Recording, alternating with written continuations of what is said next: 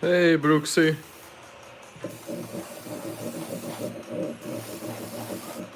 How's it going?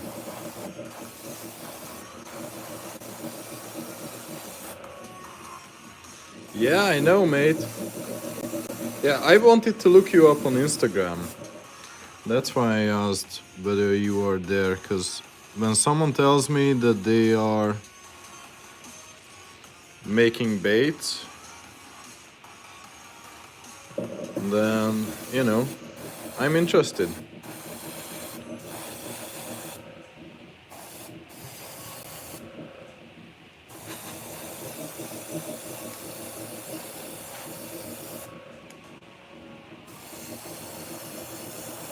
Yeah, so today we're gonna paint up. Oh shit. Do you have Facebook maybe? Or anywhere where I can check out your baits?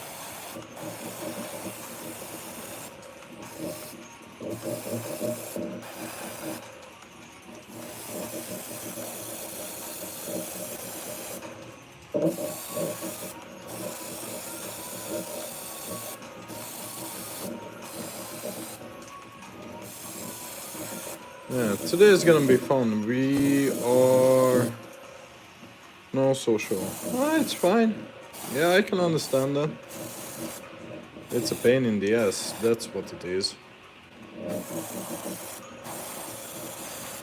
So today is gonna be fun. We are painting up a couple of chipmunks,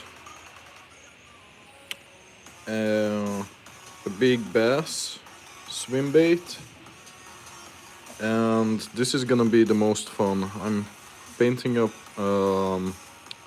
brook trout. It's gonna be a really elaborate pattern. Never painted that, so yeah, but first we are doing a couple of field rats.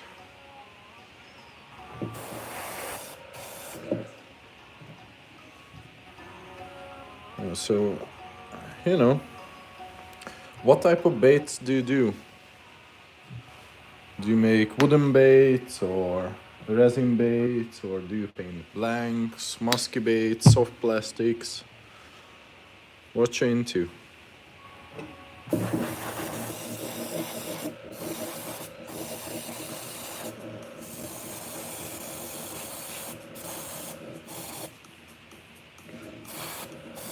Yeah, I know this is a bit boring. This is just base coating everything. So the first layer sets up nice.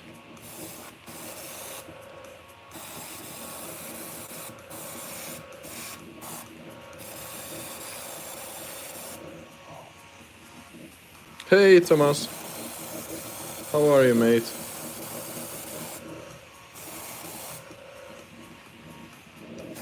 Hope you guys had an awesome weekend, and thanks for joining us for some chilling and winding down.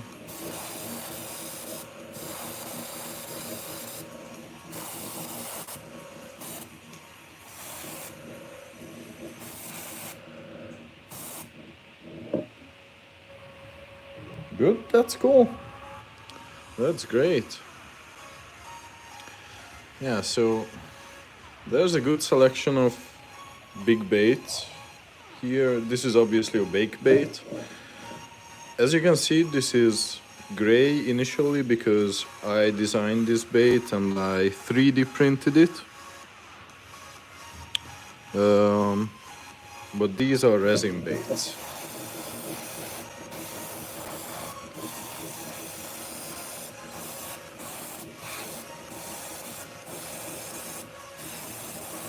In the future, I'm gonna be doing much more. You make wooden baits. Oh, that's cool. Yeah, mate, it was. I'm happy that you stopped by. Take care.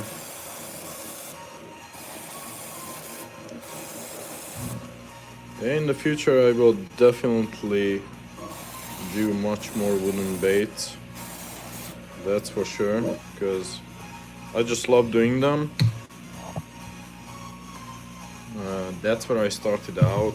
I started out making wooden baits. But after a while, you just have to, or you don't have to, I mean, unless you want to sell it or whatever, or just replicate a bait endlessly. Then you have to do resin baits or 3D printed ones, like this one. This particular one is 3D printed. Okay, so we got our base layer. And we can get going on the... oh no, the face needs a bit more paint. We can get going on the first couple of layers. So this is a field red pattern. So this one is gonna get a light mocha base. I think, no, antique white. Yeah, it's gonna get some antique white base, or not base but bottom. And it's so cool. How is everyone's day going?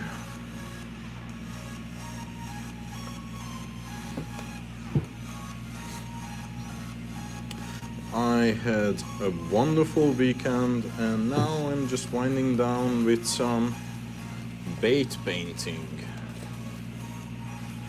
As usual. So we're gonna go in with some antique white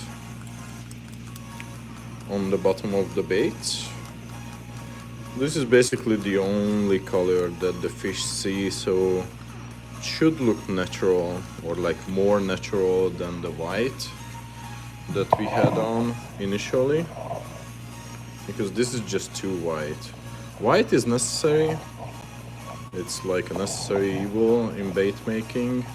I don't like using white, but it's a really cool base color. Like, we just painted the field reds white,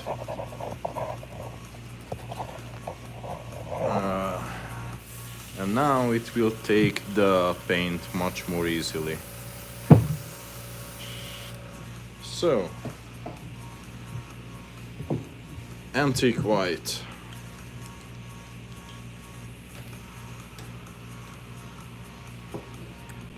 Because this is like a really unnaturalistic color.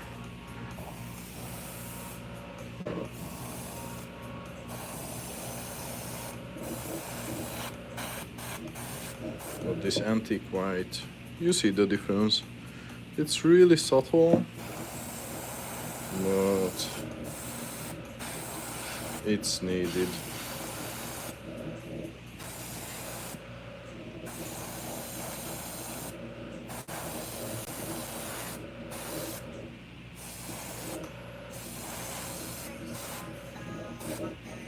It's really needed, because like this is a wake bait, so this means that this swims on top of the water.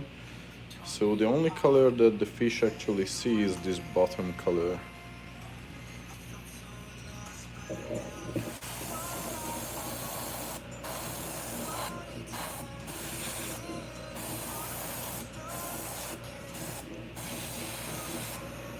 Yeah, so I hope you guys had just as an awesome weekend as I did.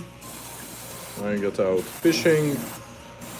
I live in Georgia, so you know it was trout fishing this weekend because it's just so goddamn cold.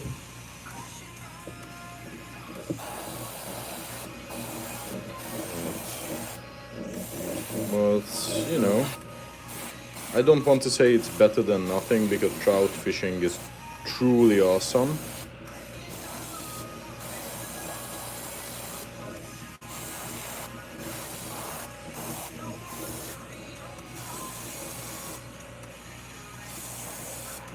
but I really cannot wait for the pre-spawn season. Okay. I need some face paint as well. I neglected the face on the other ones as well. I really shouldn't do that.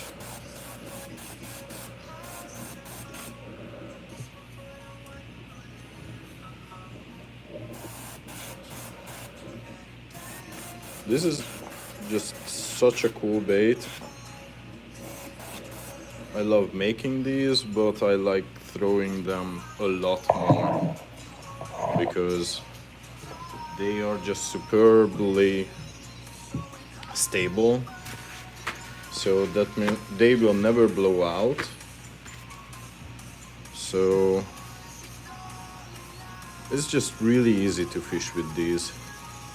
It's like right at that line where I don't need to use all my God-given muscles to chunk this bait, because this is like maybe 2 ounces, something like that. When you are throwing a 5-ounce bait or something like that, jeez, that's a good workout. Like, I don't want to shit on it because obviously this is a 5-ounce bait,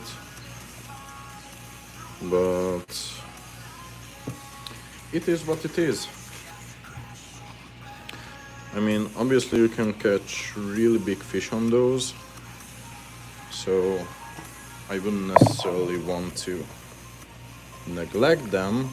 Every bait has its place, but when it's topwater season, man, I feel alive.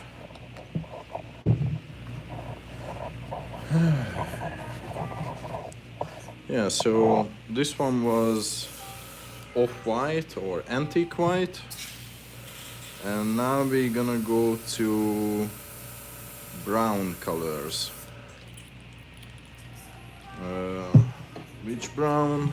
Let's see. I think we will start out with melted chocolate. Yeah, melted chocolate.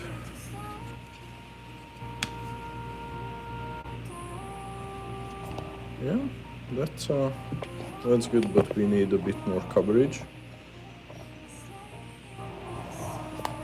Because this is like a much more dirty looking bait. That's why it's called a field rat. So, chocolate brown. And then I think we will go to burnt umber. And then black. So, let's just clean this up one more time. And then we can go ahead with the brown. Okay.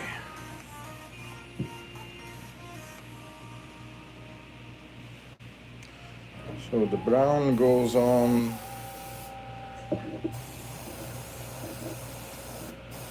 Like, we want to be more uneven near the transition point and get a good coverage at the top.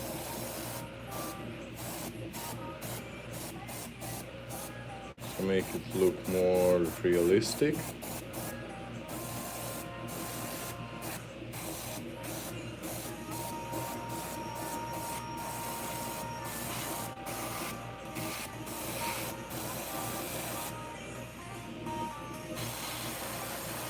And of course spray into the joints. So uneven because we want this like weathered, dirty look. This is called a field rat for a reason.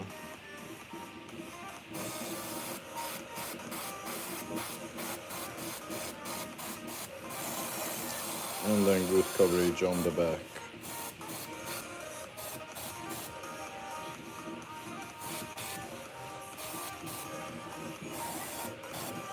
Okay, so this is basically the base, and then we will play with burnt umber and some black spotting to make it even more realistic.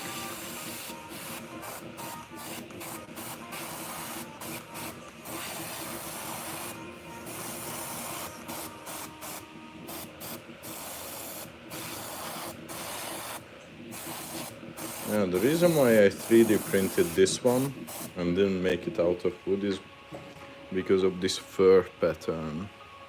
I just had to have it because it gives such a unique opportunity to spray against the fur because it looks brown.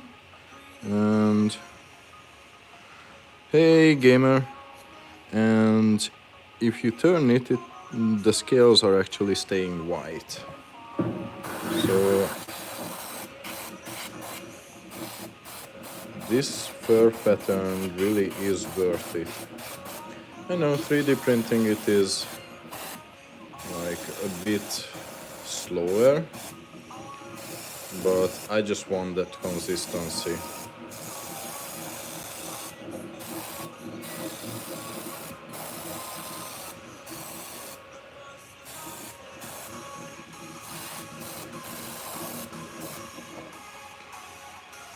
Yeah. Okay, a bit more shading. And the third one. For today we have 3 fjord rats, 1 bass swim bait and 1 trout swim bait. The trout's gonna be pretty unique. I never attempted a brook trout and it's one of the most challenging patterns that you can paint. Because I don't know if you guys been here yesterday, but on live we did a rainbow trout and it came out fantastic. Like, I cannot really complain, but rainbow trouts are kinda monotone.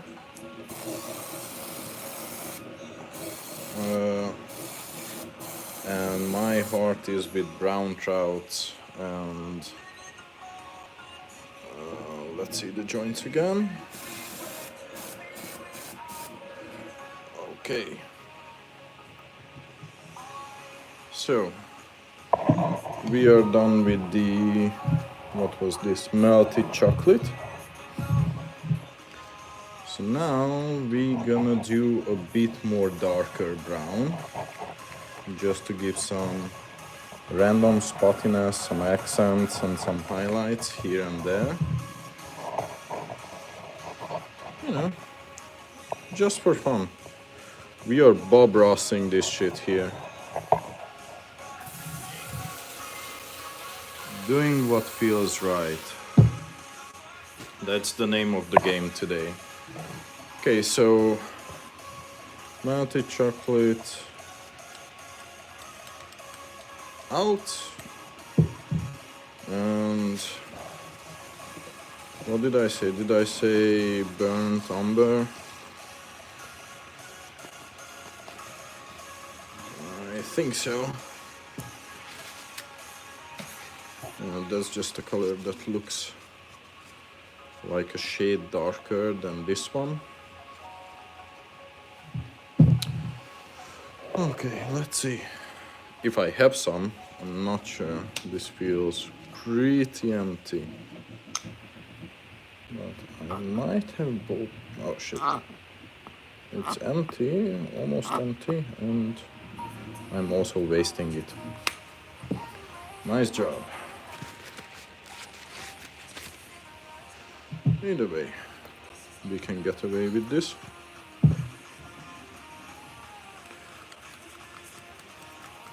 Yeah, this is barely any paint, but it's more than enough for this purpose.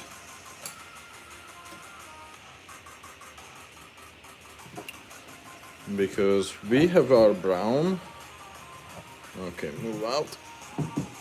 We have our brown and we are just doing some accent spots.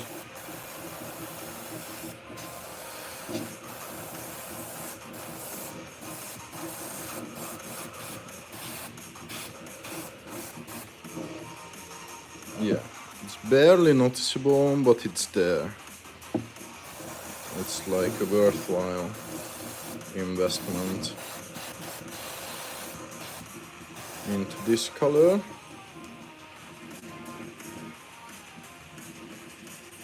But we are doing just a shade here, a shade there.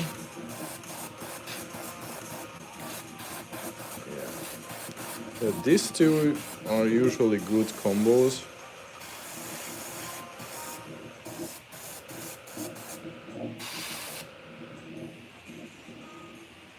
Because they look like darker versions of each other.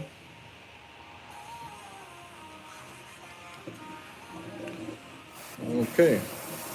Damn, we hit 100 viewers. Guys, you are awesome. Thank you so much for joining us, for joining me on this nice Sunday afternoon.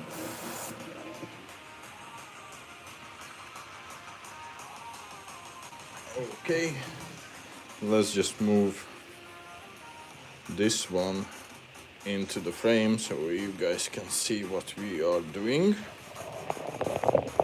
We are making... Oh, thank you. Thank you, user. Damn, that felt weird to say. But... So now we're gonna double dip. We're gonna double dip because the last color... Oh, fuck. Okay. The last color of this bait is black, and the first color of the other baits is also black, so we are double dipping. We're gonna make up a really big batch of black and finish up the field rats. Okay, let's just move the browns out of the way. Let's get the black out.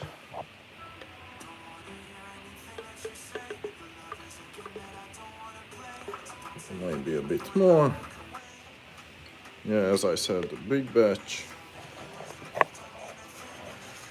And then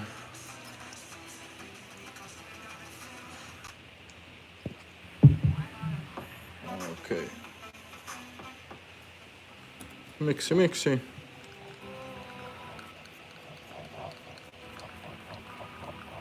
We're gonna have to mix out black a couple of times because we are doing black wash on... We are finishing up the field rats with black. We are doing black wash on the trout and the bass.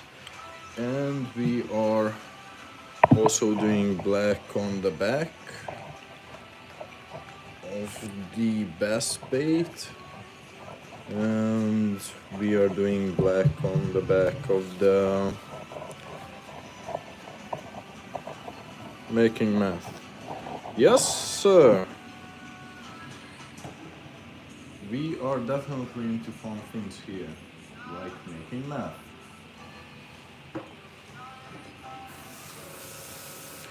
Okay, let's get going on the black.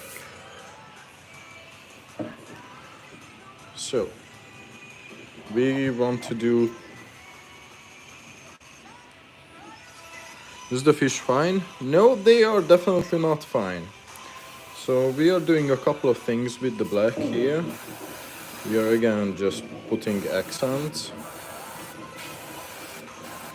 on the bait for some added realism, you see? Now it looks like kinda dirty, hence the name Field Rat.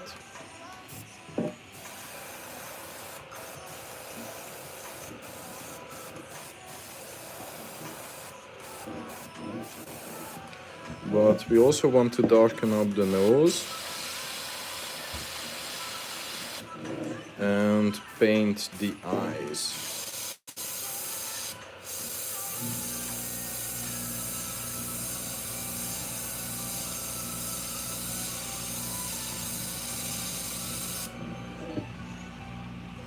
Yeah.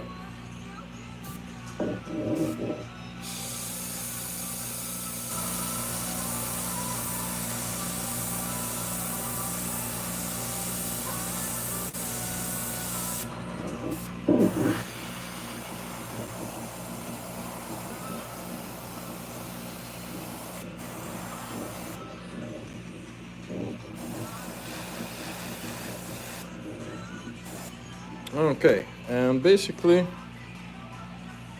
what fish eats squirrels? Funnily enough, every fish, like, okay, not every fish, obviously bluegills won't eat squirrels, but uh, bass eat a ton of mice and rats that fall into the water. So basically, near tree lines, there's a bunch of like small rats, squirrels, chipmunks, whatever, that will fall into the pond or the river, and they are swimming on top of the water, and bass, pike, and muskie, they will eat them. So that's why this bait is a topwater bait. So this bait is actually floating on top of the water, and because of this lip that I have taped up, it's doing this back and forth swimming movement like a real rat or mouse would do. Like, there's an additional thing to this bait. There's a soft plastic tail, so it wiggles in the water nicely. But basically, like, there are a couple of typical game fish here in the US. Bass, obviously, muskie, pike, and all of these eat chipmunks, squirrels, rats, mice, whatever swimming on top of the water.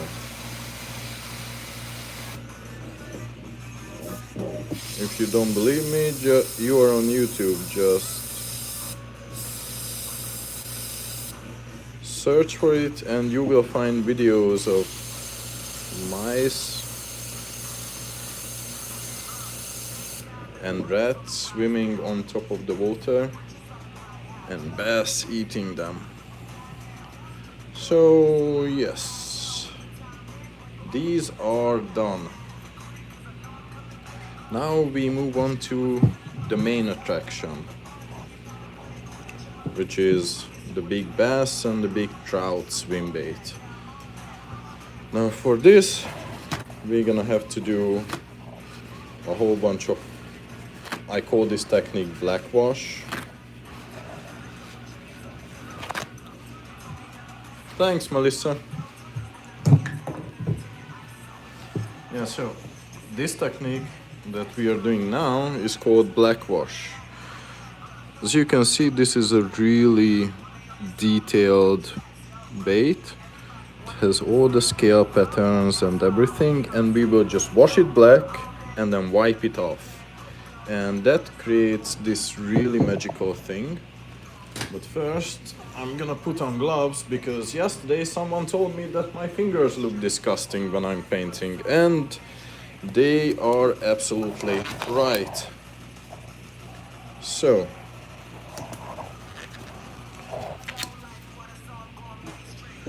black. If you haven't seen this, you're in for a ride because this looks awesome. So basically we are just spraying the whole thing black right now. First this side, and now the paint is still wet, so we will go in and wipe it off.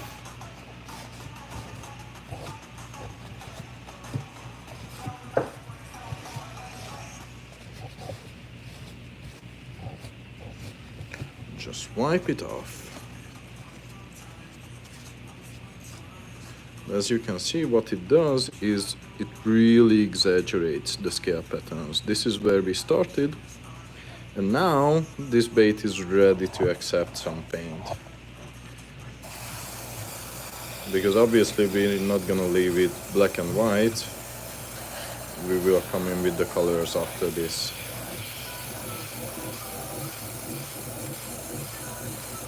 Thank you.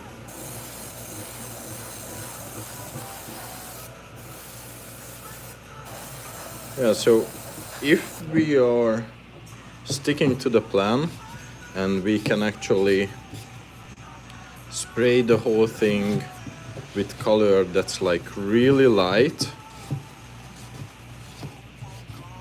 then this black paint should still poke through. And we should leave the scale patterns intact. So the head is done. Now we move on to where's the body. First segment of the body, because this is a 3-piece bait.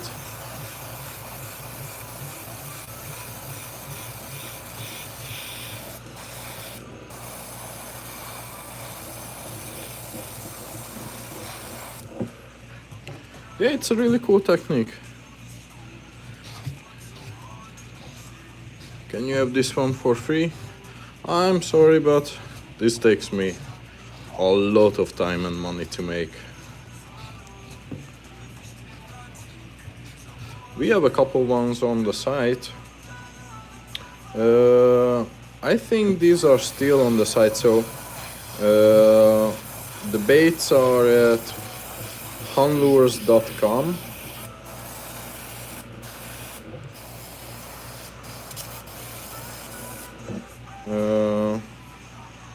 I'm not sure how much is it right now. I really am not. These are expensive baits, that's for sure. But you will see why. Hey Bentley, how's it going, mate?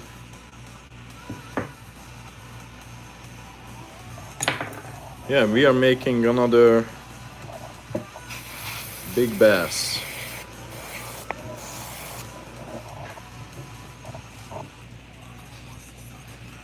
But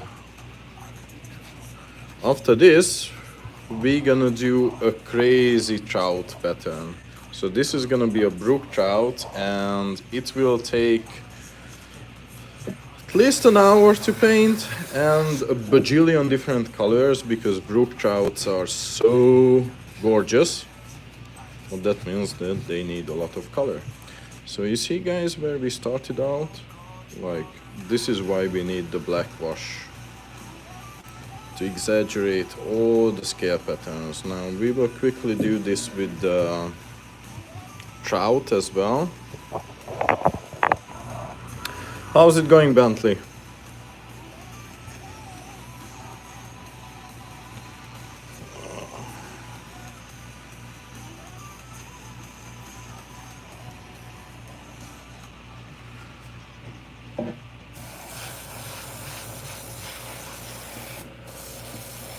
Yesterday we came up with a really cool name for this bait. This is henceforth will be called the Misfit, because like there are fish in the wild who are born with only one dorsal fin. Those fish usually don't get to live. Thank you, man. Those fish don't get to live till they are old, because like they maneuver the water much more crappily than any other fish. And you see, it has a nice little fin here, and this a little bitty shitty something. Yeah, so this is a bait.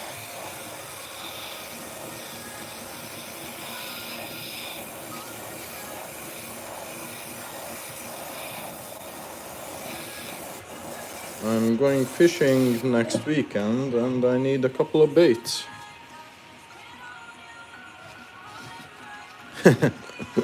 Thanks, mate.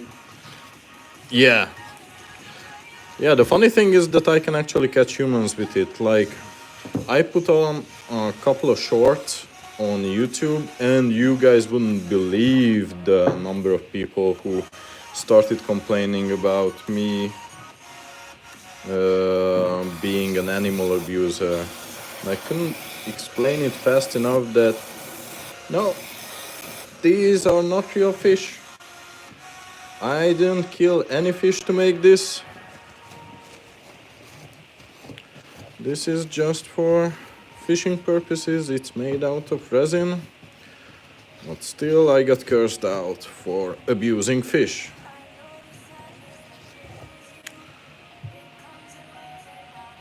Oh yeah, I said dorsal fin. Yeah. So where do I get the blanks from? I make these. These are completely my own designs. So I make these. I just poured these baits like 2 hours ago, I think, something like that. So midsection, and this one has a brush tail. Yes, sir, I actually meant pectoral fin. Thanks for correcting it, and I mean it, like I misspoke. Zombie fish.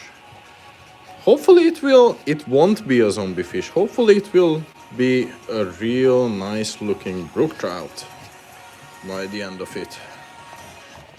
But yeah, right now it's zombie fish. Yeah, I know. Every time someone complains that I'm murdering fish, I'm taking it as a compliment.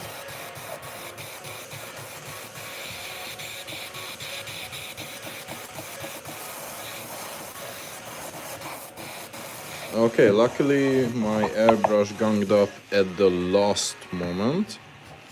So we are still good.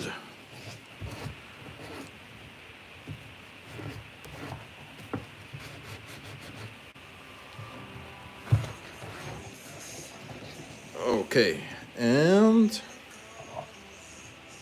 here we have the trout. Now we will put the trout aside for a hot second, because I like to finish lures in order, and the first one's gonna be the bass. Yeah, I know, some people think that fishing is animal abuse, but so I'm gonna use this bass for stripers. But if you guys know the YouTuber called Nuspelt, Nathan, he has a whole video using this bait. And he caught like 8-9 muskies on that. So yeah, back on that topic, some people think that fishing is animal abuse.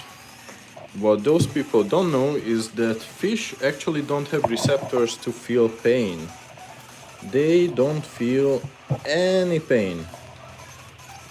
It's a really interesting topic because pain, if you think about it, pain is something that was evolutionarily designed to be advantageous for something. So for example, for humans, pain is yeah, vegans, that's a good one.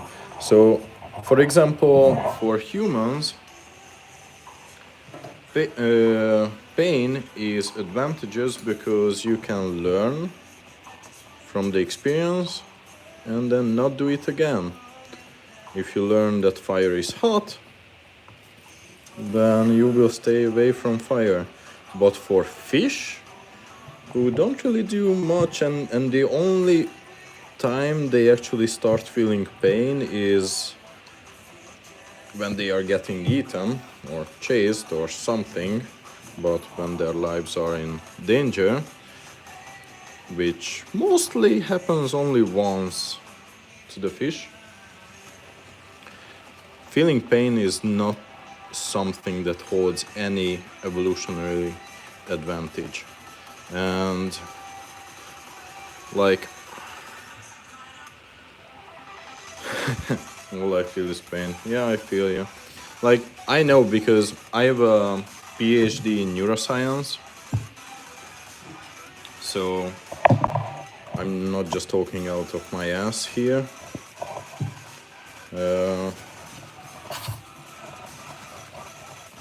And yeah, they don't feel pain, and also they don't have any long-term memory. So that's why you can keep going back to the same exact spot, fish the same exact bait, and then keep catching the fish.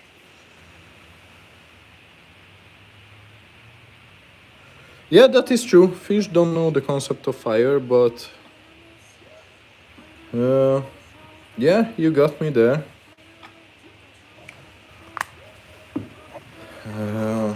You have joint pain and headaches. Man, that's tough. Headaches is a bitch. Like, I'm Hungarian. I was raised with like really traditional values, which means that men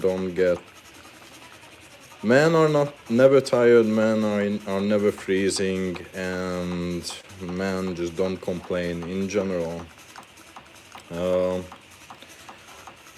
But I usually hold this. Yeah, some fish do remember. That's true. Like, obviously, saltwater fish that live longer, they do remember stuff. But generally speaking, when we are talking about freshwater fish, they don't.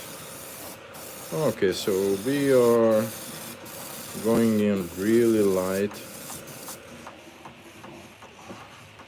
The fuck are we listening to? Okay, this is a bit better. So, yeah, headaches are a pain. That's the only time when I give up and I immediately pop pill for that, because I need it. If I cut myself, if I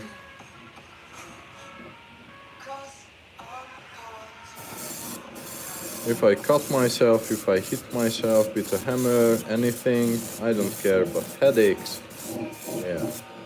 So this is a lighter green and we only care about this part. This part will be painted over by another type of green, a much more darker green.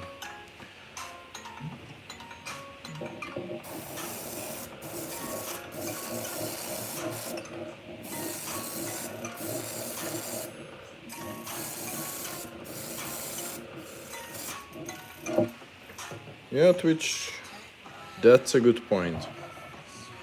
Again,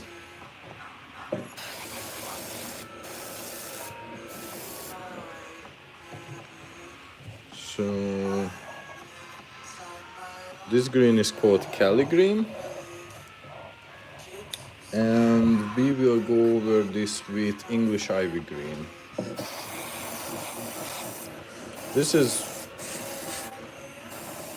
This bait looks like something that has a lot of colors and everything, but to be honest, the color choices are really limited. I'm just emulating shading with brush control.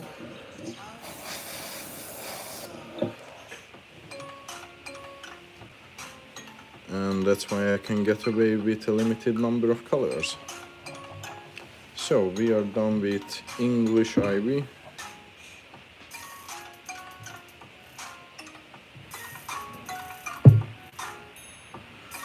White fade to green to black. Yeah, but I actually want a bit darker green as well. And then you are correct, black on top. And we will add 2 more colors to the mix.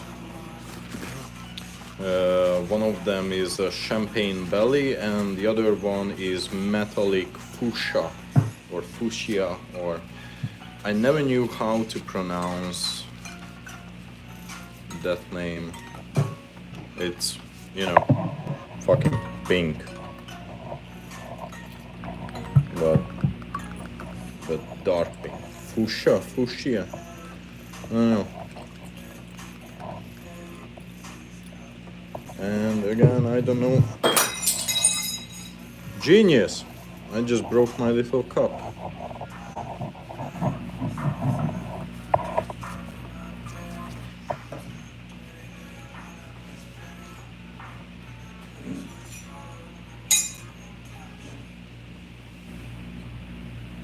Okay, let's find another little cup. Luckily, I'm all set with little cups here.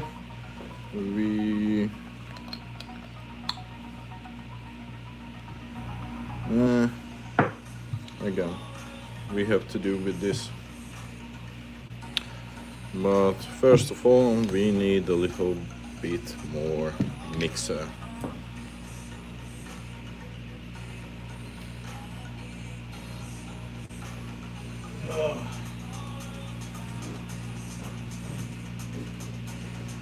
Just a little bit more mixer.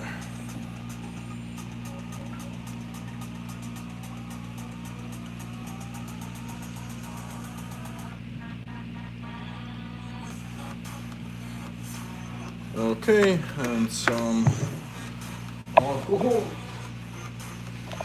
Some isopropyl alcohol. Yeah, I like fish facts. If you got some, you can hit me.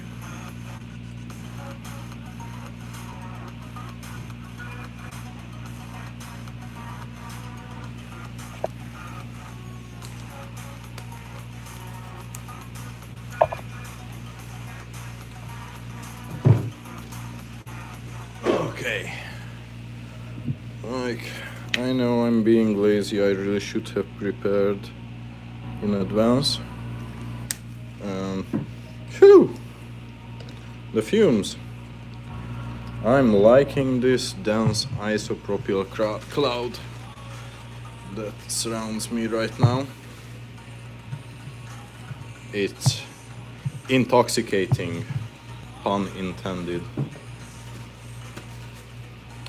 Okay.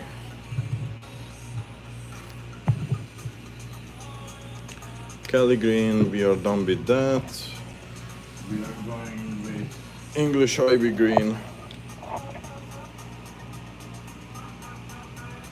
Yes, so I didn't keep, that was not water, that was isopropyl alcohol. Ugh, fuck.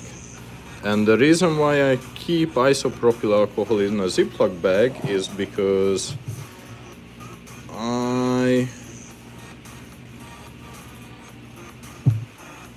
I was bathing a couple of 3D printed models.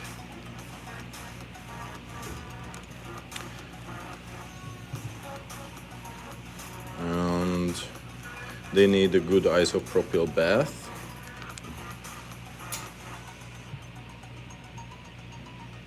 Okay.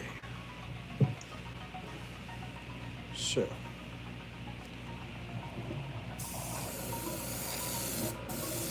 Darker green on top. This needs a bit more cover.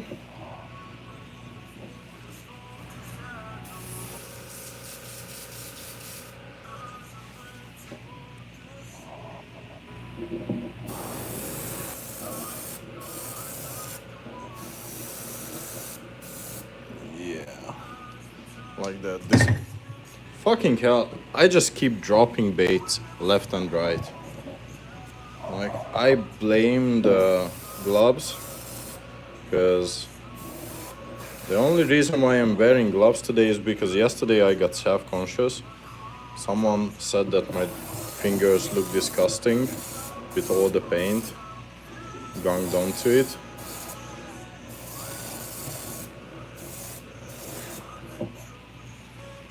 So Yeah, I think I will go back to my original native globless state.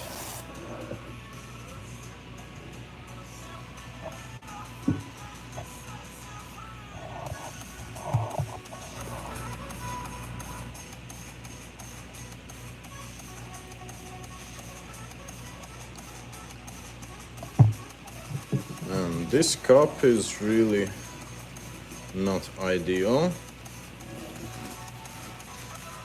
but it is what it is. I was a dumbass and I broke my favorite cup. I've been using that fucking cup for the last... Matthew! Who cares about my fingers? I don't. But some people do. And... oh yeah. Rib cup, yeah, I know. And that was a really nice cup. So, I think we're gonna do champagne. Champagne, it's such a nice color. It's like this metallic color that gives this pearlish off-white hue.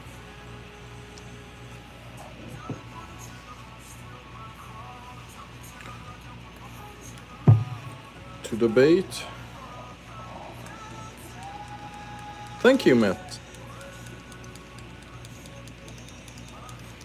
Yeah, so champagne.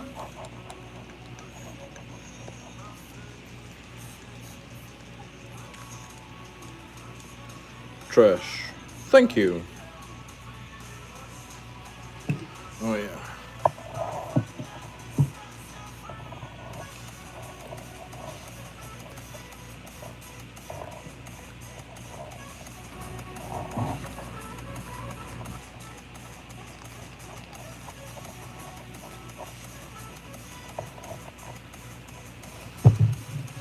Okay. Trash. Thank you.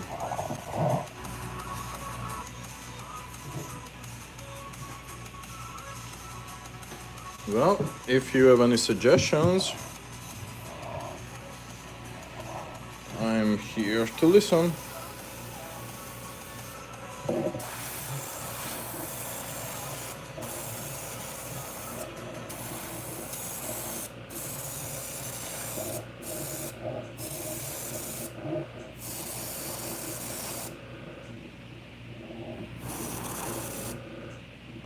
Okay.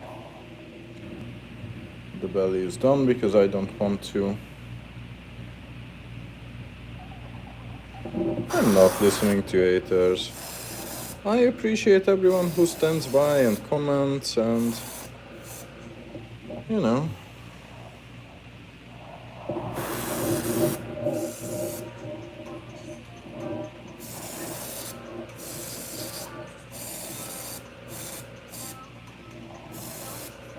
Also, there are some criticisms that are just really hard to deal with. Like, what do you say when people say that the colors are trash? Like, okay, please tell me what you would like to see.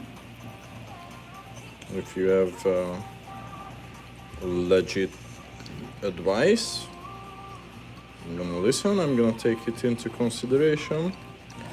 But also, it's a half-finished bait. Milo, Ken,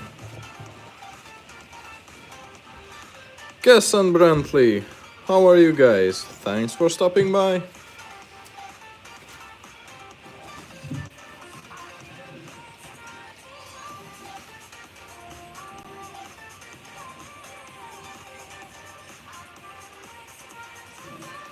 And this cup is really not ideal.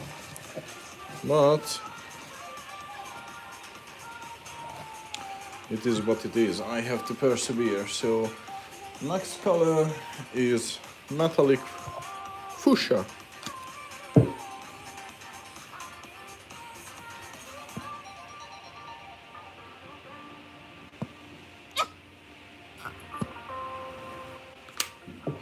I just need a little bit of blush on the face with this one.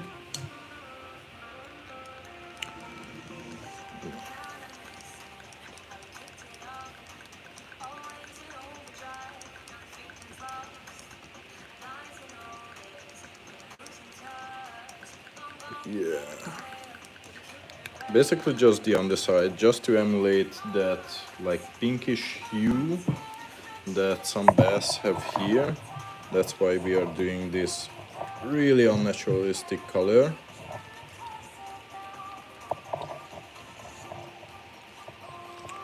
Are bluefin tuna really warm-blooded species? I didn't know that. That's really interesting.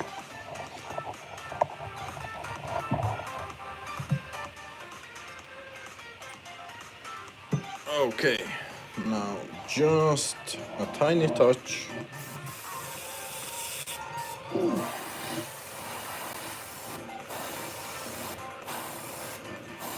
Yeah. That's it. That's why we did.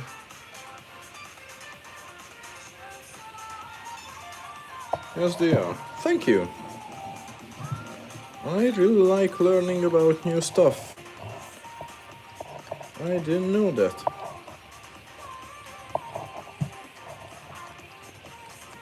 And tuna fishing could be really awesome. Yeah, so now we're gonna put on the finishing touches with black. And this is what really pulls the whole bait together, because obviously for largemouth bass you need those typical bass patterns on the side and the face and everywhere. But also we will use that to darken up the back, because that's just really more naturalistic.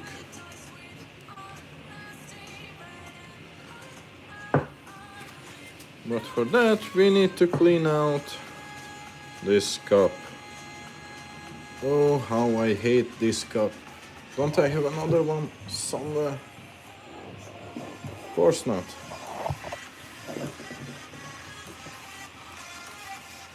Why would I have another cup? Basically the most used tool. Oh shit. This black is gonna be pain in the ass to get into that cup. Ugh. Okay. Sharks are cats. Well, I would say that I can't argue with that, but I could.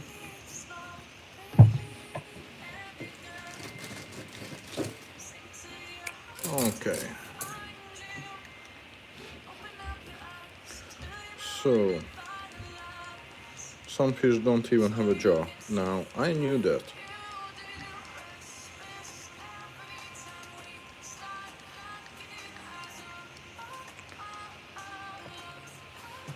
Okay, and we need to clean the airbrush a little bit, because we need some good flow control for this next step. This is gonna be like the most crucial painting step in the whole thing. So,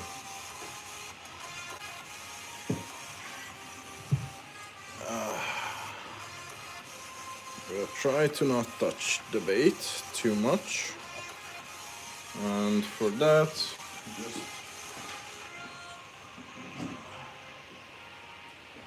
I actually need this tool, which is always fun.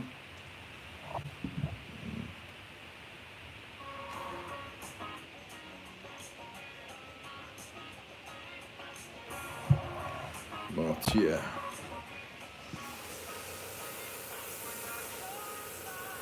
Okay.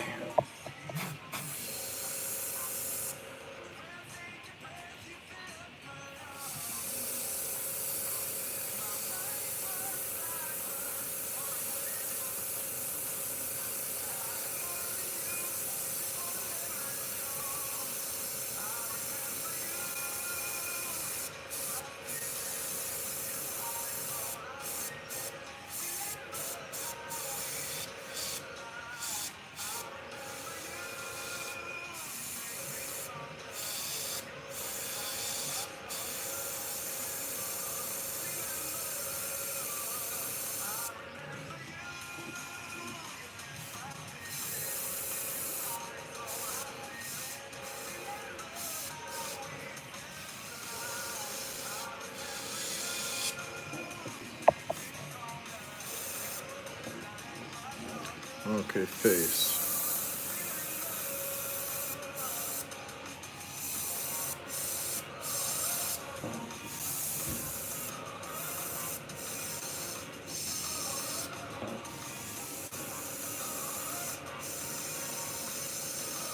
Usually I like to put in 4. Yeah. No, I don't like this part yet.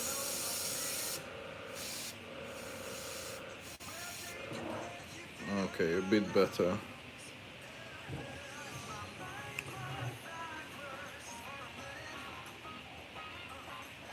I'm not using reference. This is just complete freehanding.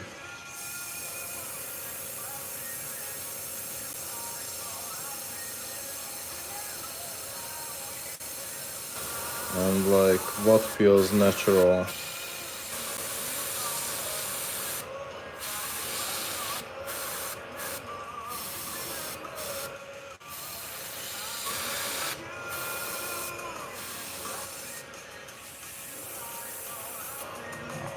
Okay, and the face.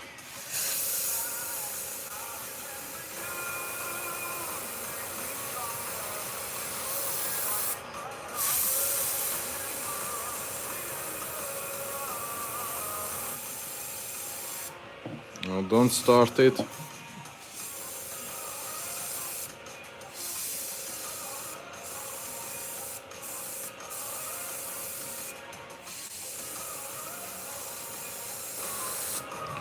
And now pull the whole bait together with some black. On the face we need a lot.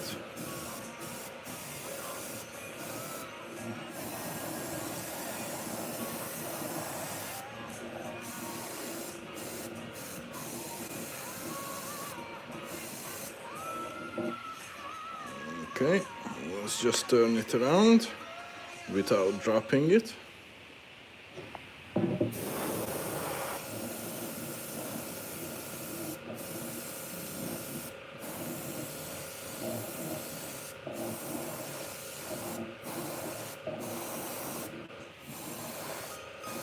Okay. Yeah. Hey Fish On, hey Daniel. Oh, thanks Brian. Yeah, so we will hang this up for reference because we need something relatively similar on these pieces as well. Like first of all we need to follow the pattern. Okay.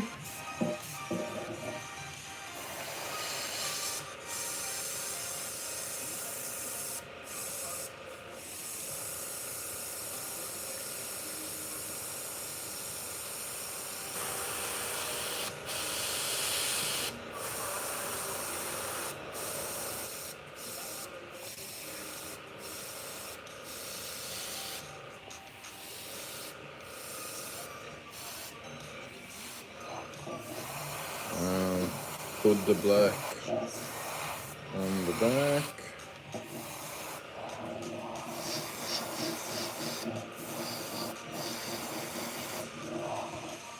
Okay, yeah, that looks good, like that. And we are going with the pattern.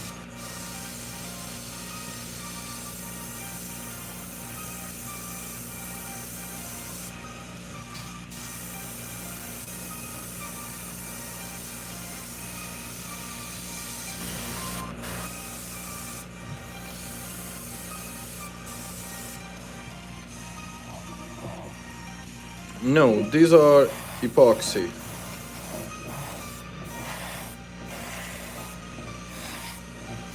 These are epoxy because there are some things that you cannot really do with wood or not easily. And this scale pattern is actually 3-dimensional. This is not painted on. You guys see, that's why I needed that champagne color for the belly. Okay, so the back is, or the midsection is done.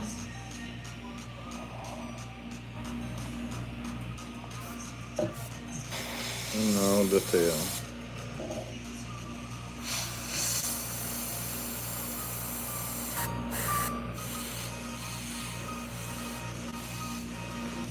Yeah, I make lures from wood as well, but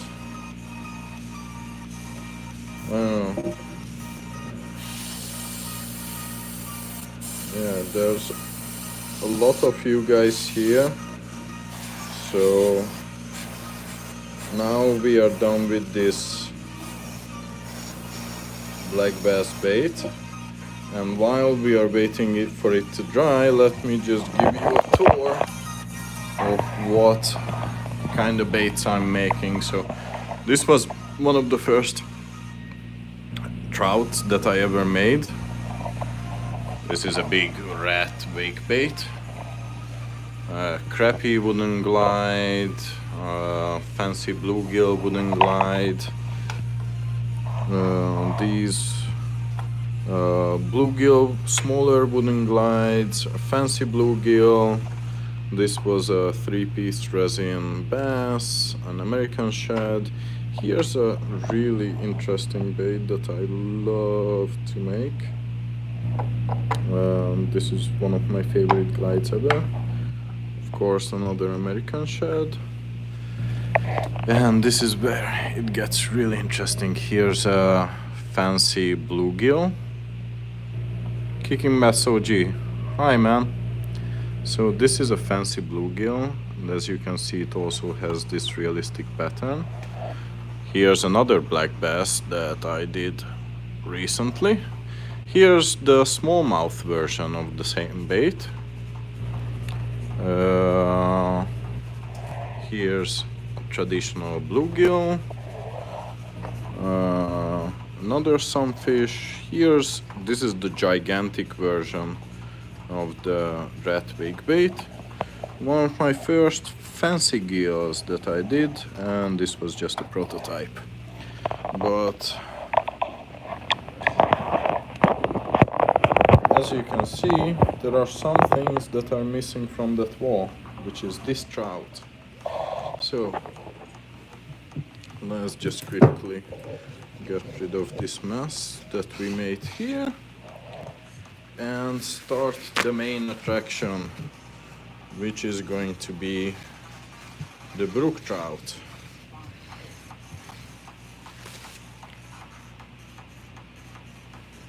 Okay, so let's just quickly sum it up what we had done up to this point. We did dirty field rats. Hey Dan. So we did the dirty field rats, 3 of them.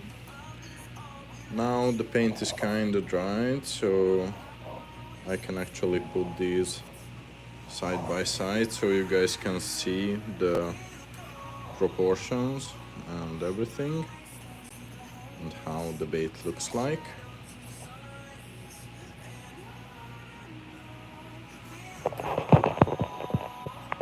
Levi.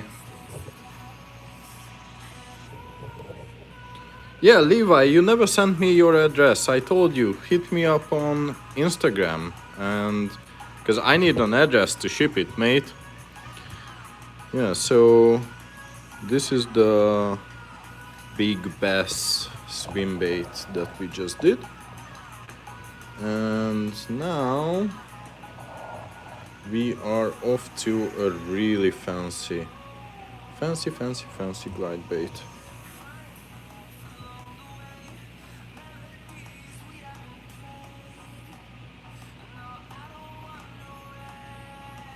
So this trout bait. Okay, let me just quickly show you guys what we did yesterday.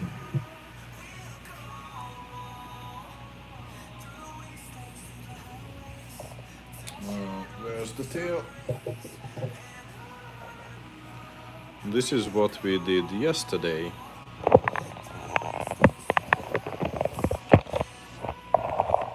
Yeah. You guys can see how nicely the scale pattern looks. Do I fish with these? Yes, I do. That's why I'm painting these up. So we did the rainbow trout yesterday. And today we're gonna do a brook trout. Which is, if you guys not familiar with that, it's one of the nicest, fanciest looking trouts out there. Let me just quickly grab a reference for you guys. Yeah, this is what we are going for today. Yeah?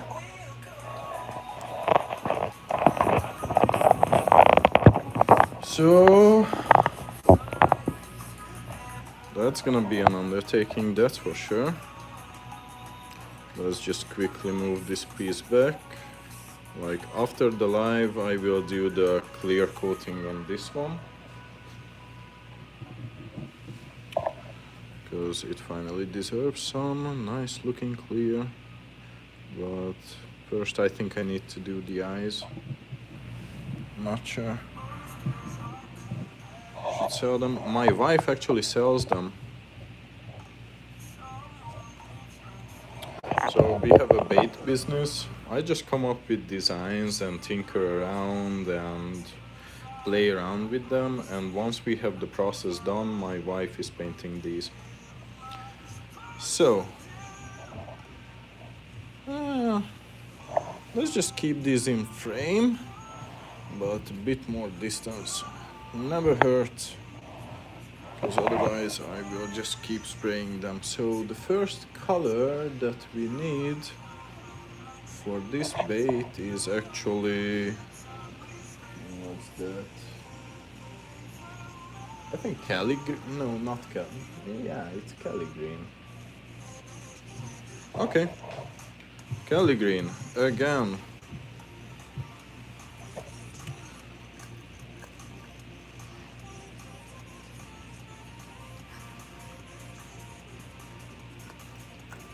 Looks like Grand Caf. Sure. Well, I take it as a compliment. That dude is awesome. I follow him on Instagram, and he sure is a talented bait maker. I hope to be there one day. But no, these are my own designs. I come up with these and I make these from scratch, so you know, but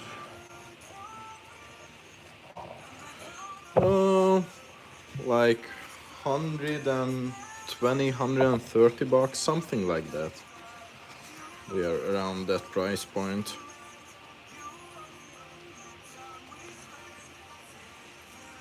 I know, they are expensive as hell, but my wife does this as a hobby. You know, after we come home, take care of the kids. Some people buy it, they buy it. If they don't, they don't. It is what it is. So, Cali green is the first color. Now, this is gonna be a really, really dark brook trout.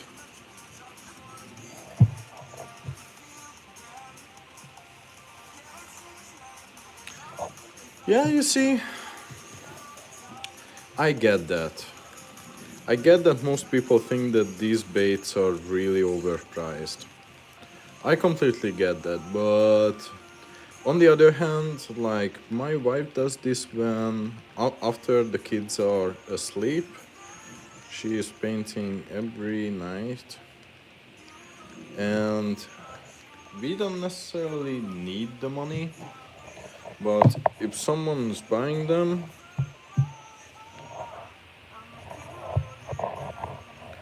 yeah, just follow me, Levi, and then I can follow you back. Then you can send me a message. So yeah, if someone wants to buy them, then that's awesome. If they don't, then they don't. It is what it is.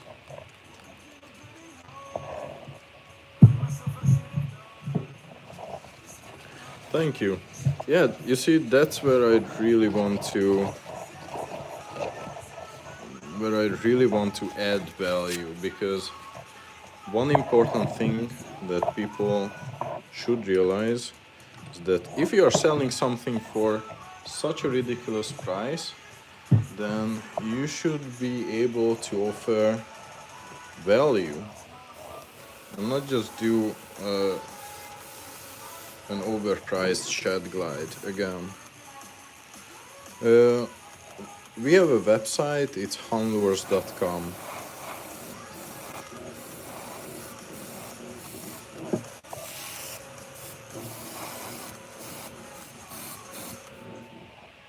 Okay, let's just try to stick to the reference. We will just make this up as we go. This is one of the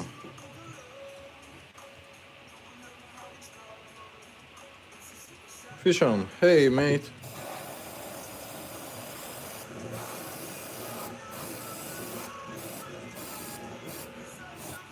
Yeah, so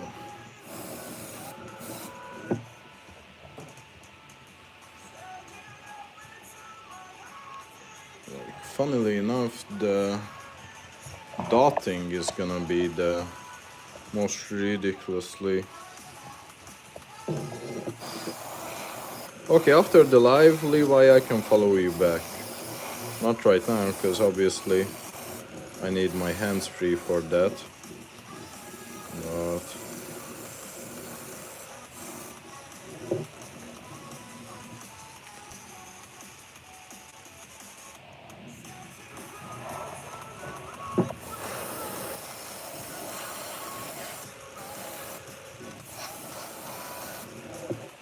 okay, and finally the tailpiece.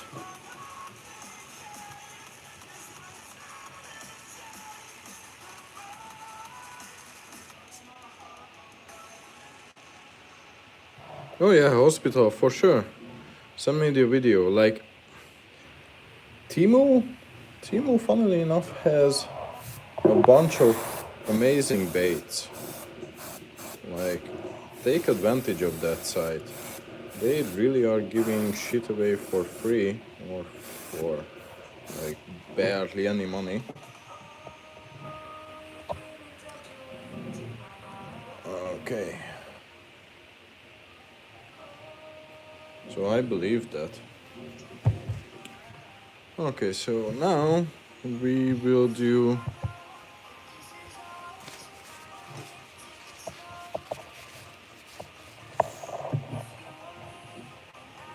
making the 8th trap. What's the 8th trap?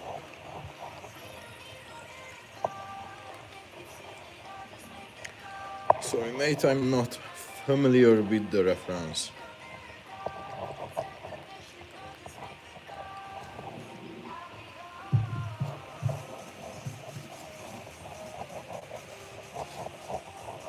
Little piggy? Oh yeah. He is bringing luck.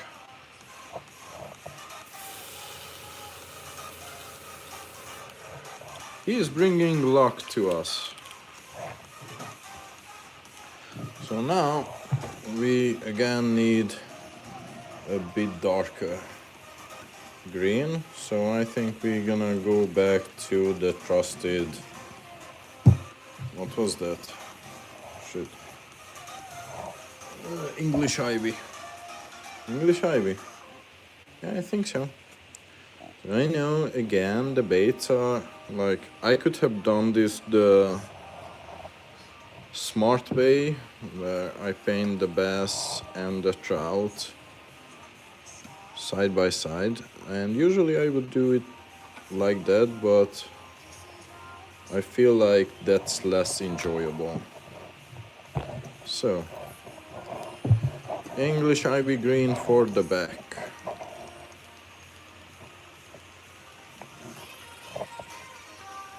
And then the dotting's gonna be really interesting on this one, because yesterday we dotted everything by hand, but I don't want to do that again, because I don't know, I feel it's a bit less natural looking than dotting it with an airbrush. Dotting with an airbrush, that's a tall order.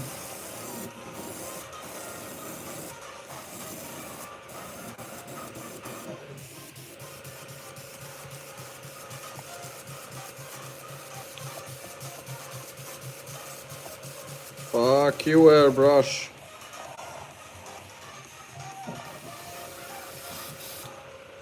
Okay, we are back in business.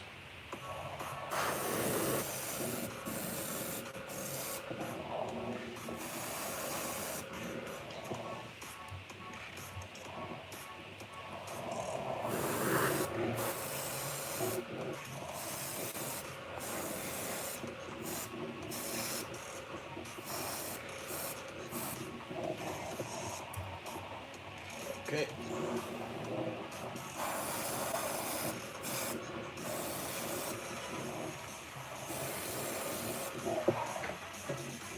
Oh no, I almost dropped this. Okay, so for the next color we are going orange. I think orange on the side. So that's gonna be fun.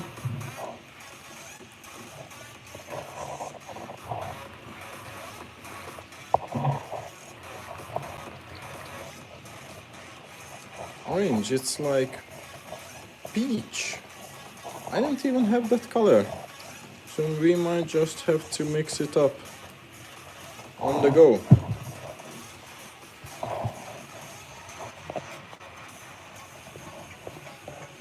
Yeah, we definitely not the airbrush.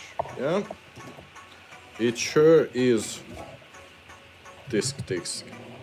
It sure is a naughty airbrush. Like, when I keep changing colors so frequently, the airbrush just gunks up.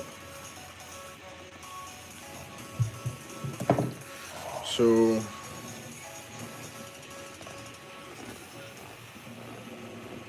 yeah. Oh shit, my back is killing me.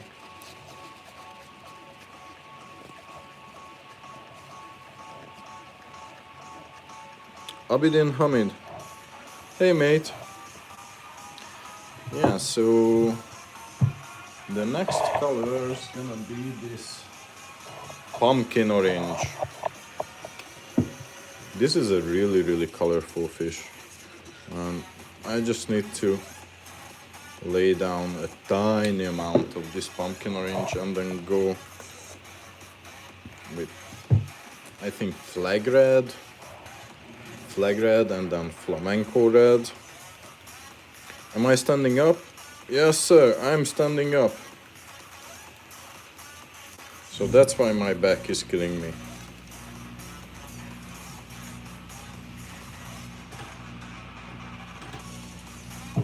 Okay, let's see.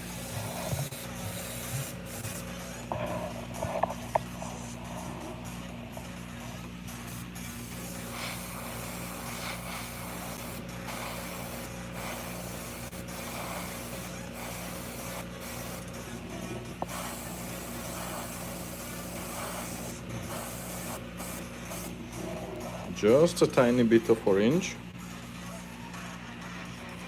I'm not just standing up, I'm actually standing up and hunching over my phone to record. So, okay, I just need to follow the lines exactly.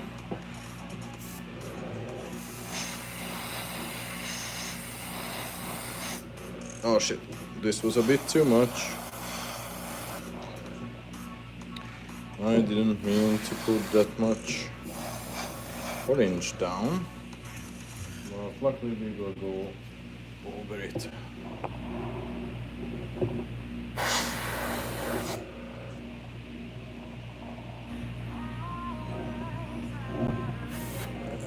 Fuck. Where do I have the baits for sale? Those are at hanwurs.com. Okay, so the orange is done, and there's only a hint of orange in the whole thing. So over this we will go with true orange. Yeah. And then red.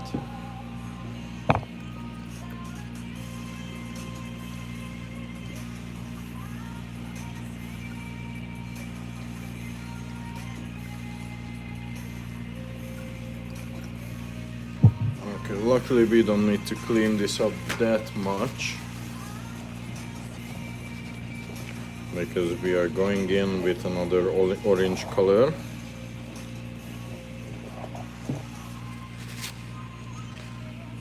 So let's see. Orange.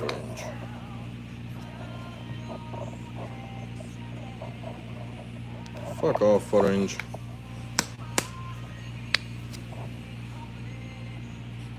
Nice. Why not? This tiny ass cup cannot be more annoying.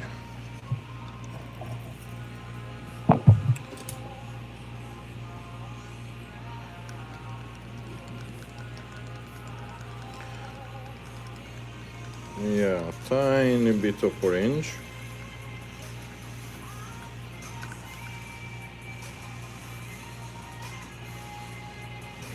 But let's just dump this other orange. Oh, thanks for the follow, mate. Okay, so we are ready for the bulk of the orange now.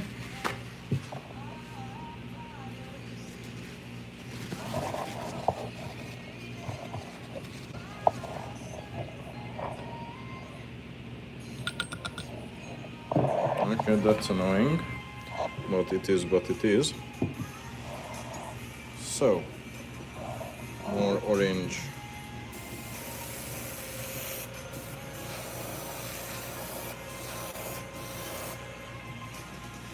Well, this is a shitty color. What I mean by that is that it doesn't spray nice. We might need more red on top of this, because this really doesn't spray nice. Okay,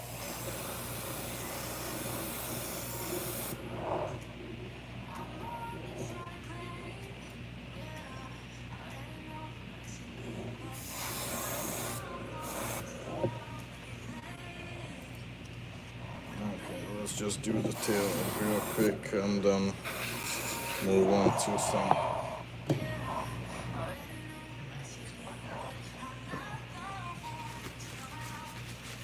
Fuck!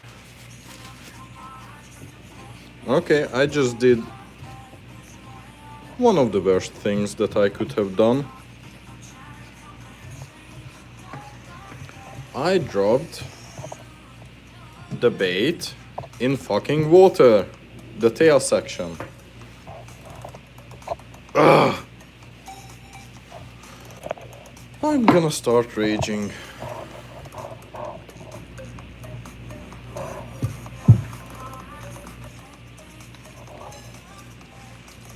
Don't worry, I just need like a quick regrouping. I just need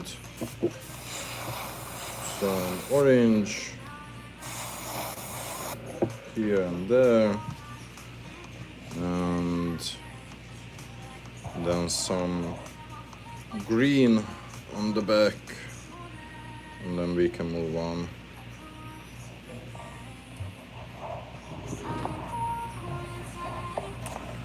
Okay.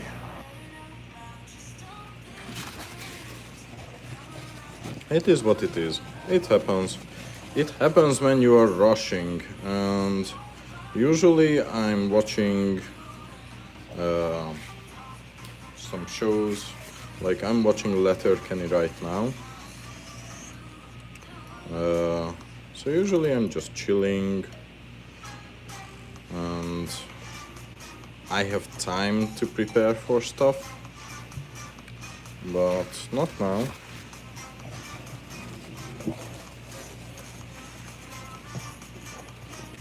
Now everything is a bit more hectic because I'm on live. Okay. Do I know Marling Bates? Not personally, but I love his channel.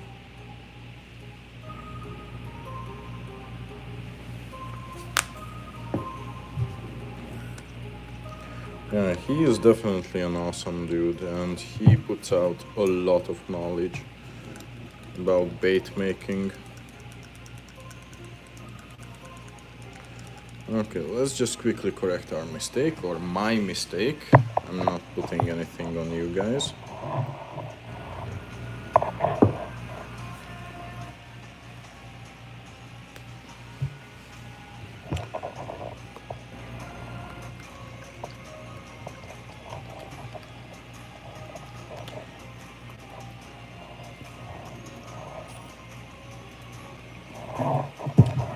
Okay. Why do you ask, Milo?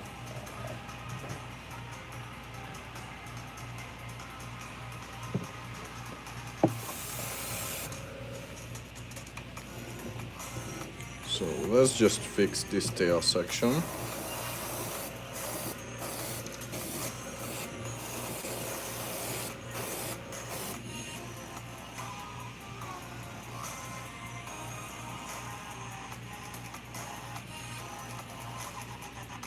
Yeah, I think so.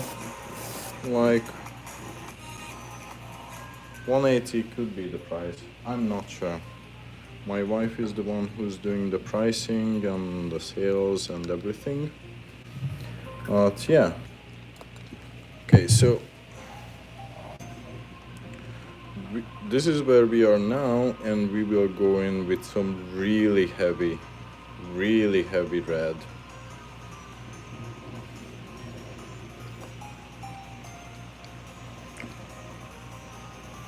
Because the brook trout pattern needs some heavy red on the belly, that's for sure. Oh, thank you.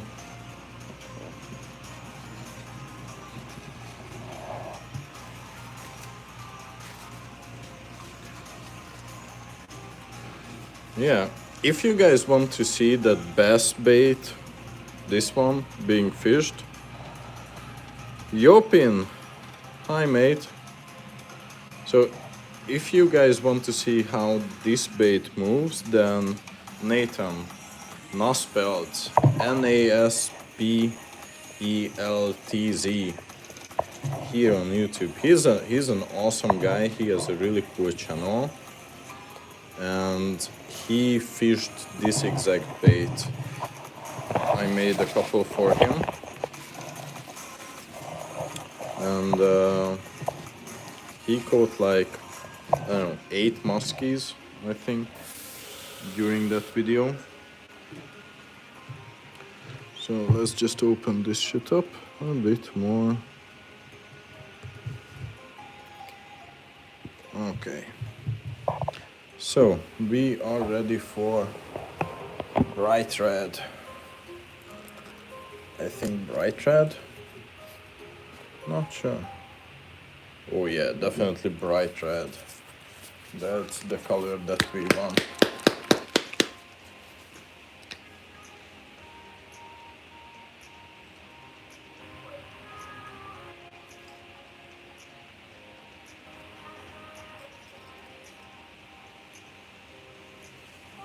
Yeah, that looks correct.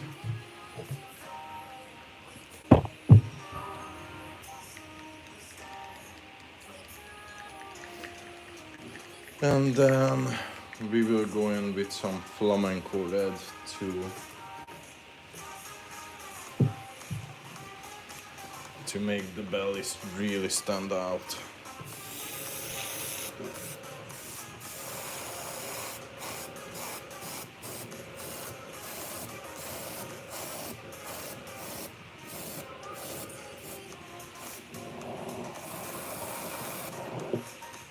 But yeah, just as a reference,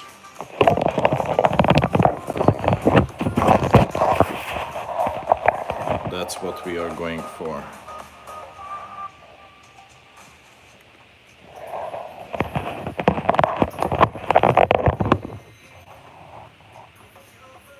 Yeah. This red is cool. So, midsection.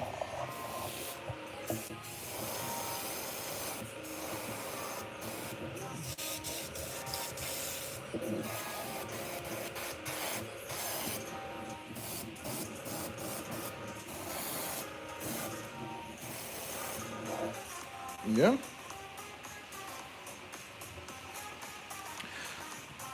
Do I know Andy Ekangler?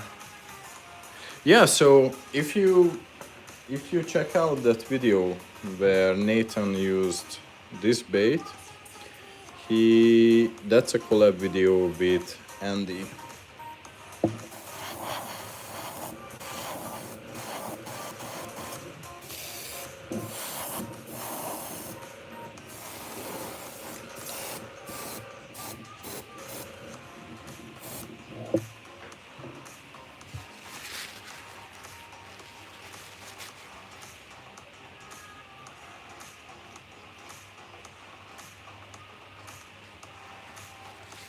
Okay.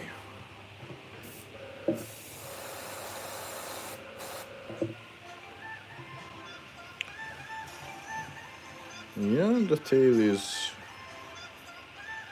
good. Luckily we managed to save that. And now, like, this is just a tiny little thing, but I really want to go in with flamenco red. Flamenco red is this really dark red tone, and this bait, especially at the fins, it deserves it just to make it pop. So let's see. Cannot really decide. Flamenco red or no, Tuscan red.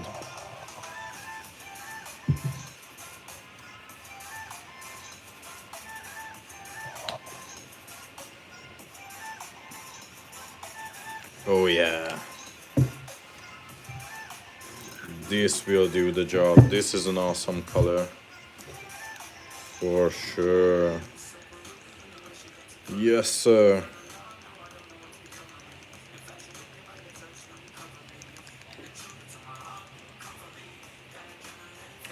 Okay, let's just wash out this flag red or bright red.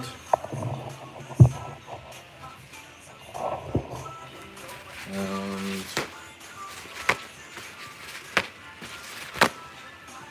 okay, we can go in with the Tuscan red. Let's see. Okay, let's put everything away that I can fuck up. Okay.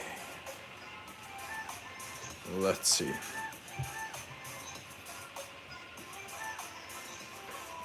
It's really hard to grab this bait properly.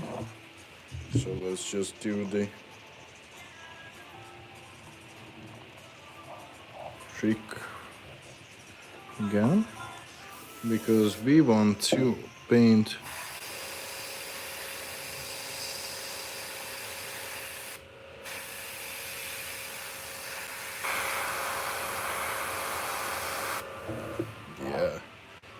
that film looks much cooler.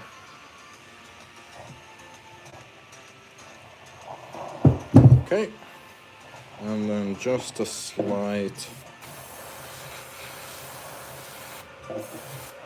darkening of the belly. Okay.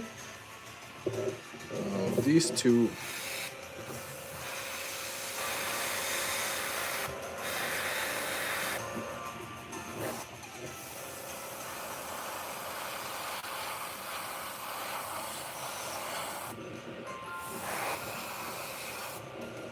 Oh yeah.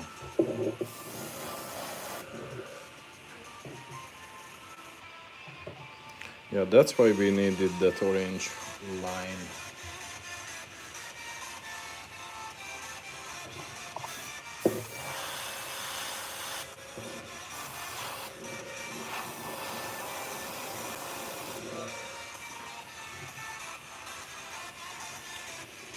Okay. Now we are done with the belly. We can move on to the face, because before the dotting we actually need the face to be painted golden, believe it or not.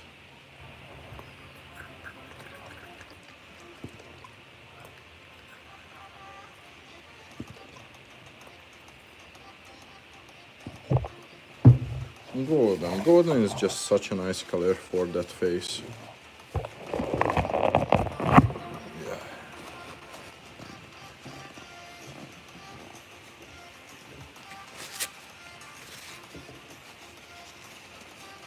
I will try to not drop the camera.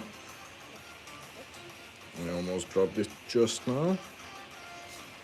But you know, how many times can you fuck up during one live? The answer, apparently, is endless amount of times.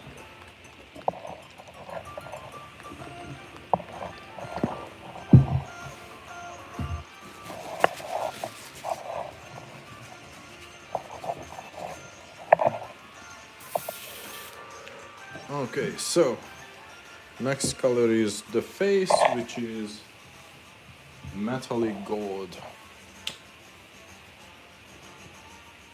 Is this? No, this is metallic bronze medal.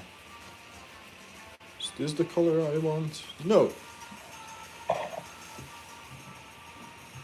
want pure gold.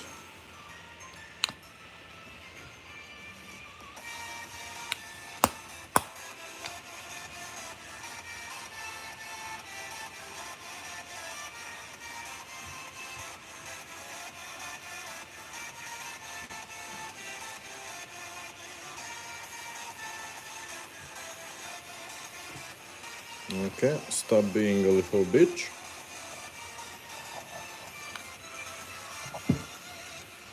Cool. Yeah, so this is a really nice gold color. Let's go back to some nice music.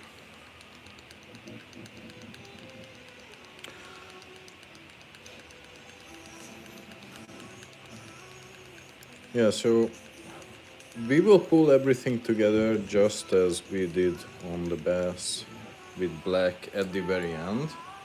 But before that, we actually need to do the dotting.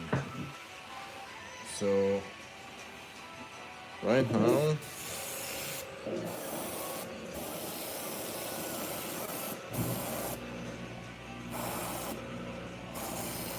we just do a golden face.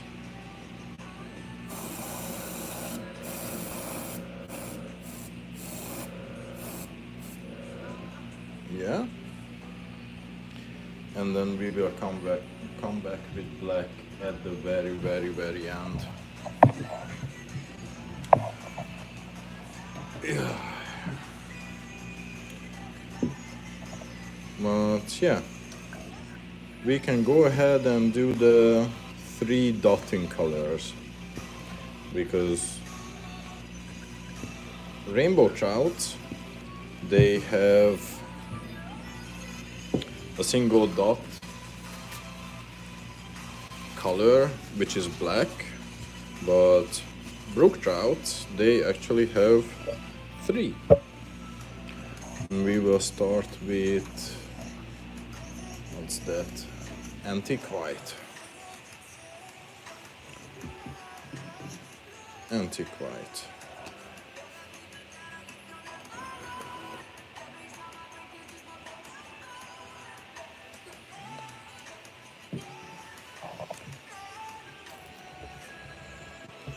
Okay, we will need the paint to be a bit more dense this time.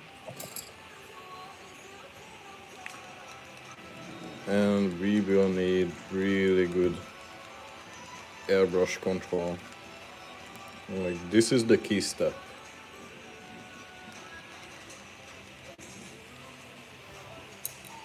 Okay, let's get rid of the golden.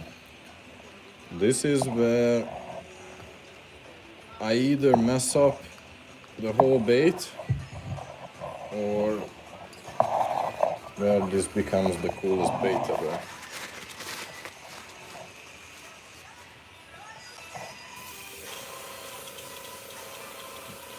Yes, I did, Levi. Yes, I did.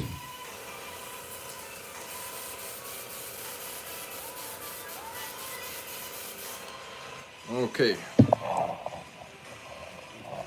So antique white. We need concentration.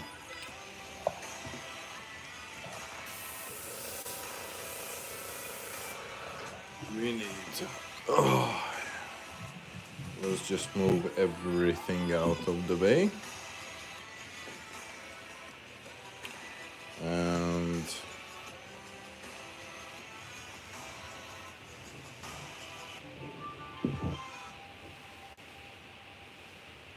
concentrate. Okay, how do we do this?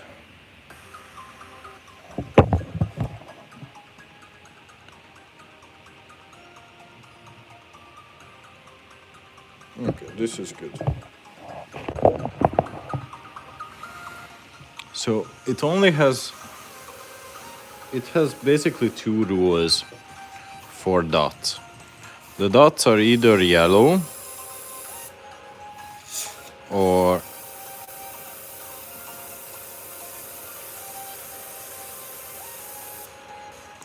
fuck.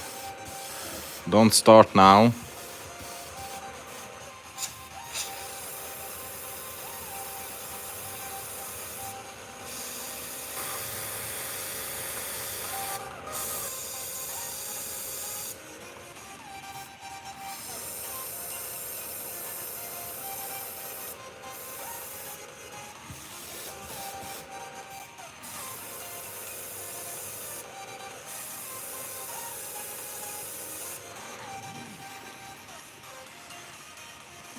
Okay. Do I have it near? No, I don't. And also I don't want to interrupt this painting.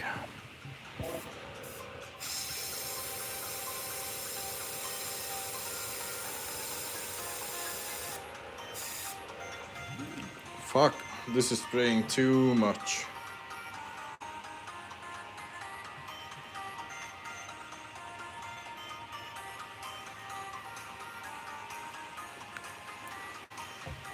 Okay, let's do a bit better job on this side.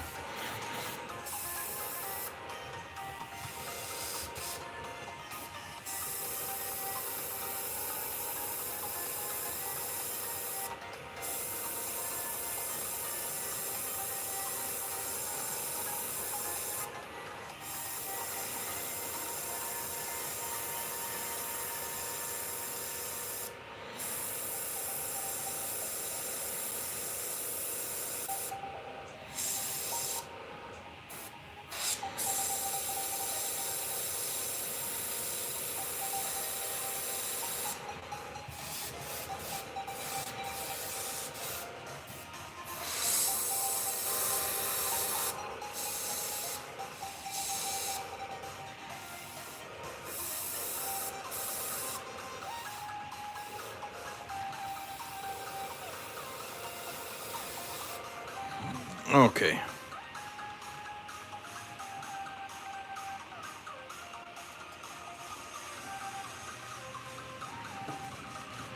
So there are a couple of rules for these spots. Basically, the spots can be either white and then pink in the middle or yellow.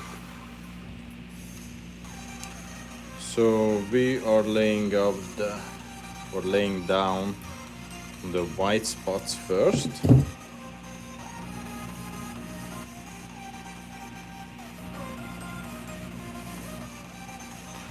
And then we can go in with the yellow and last with the pink.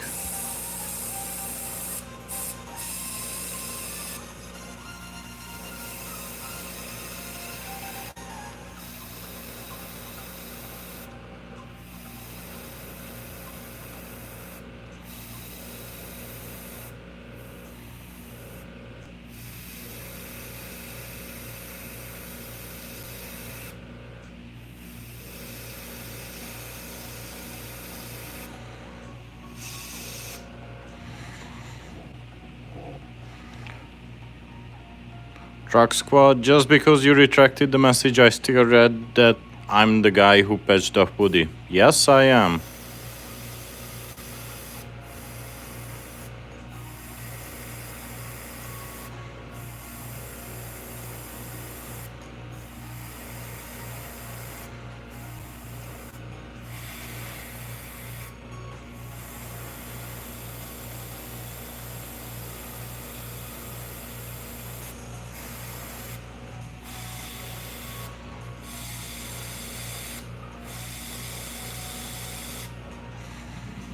Okay, so the white spots look nice enough.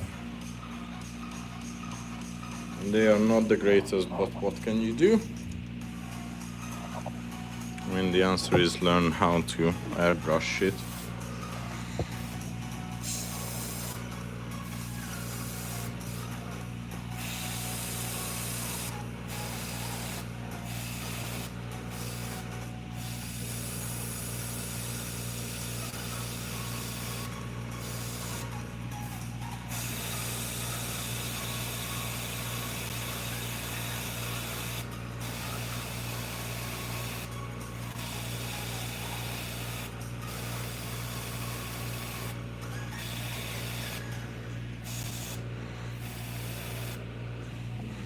Yeah, this is so crushing.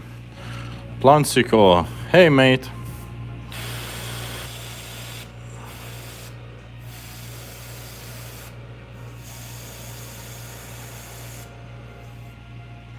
Yeah, just give me a sec. I need to set the... Yeah, I think that I should have done this a long time ago. Okay, we are back. I just set the airbrush pressure a lot lower.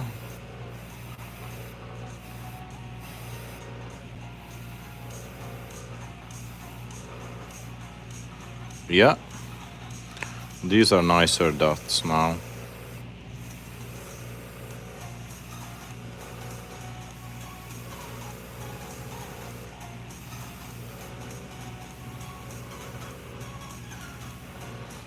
Okay.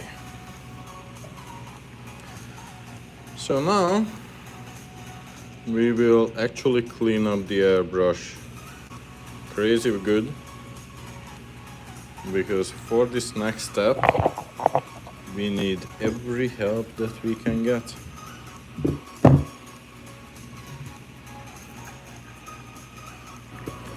Like, this is gonna be the yellow dotting, and that's the most crucial step of the whole bait. Those yellow dots, those are definitely game changers, but they can either be amazing looking or really splotchy ones. They can make or break the bait. So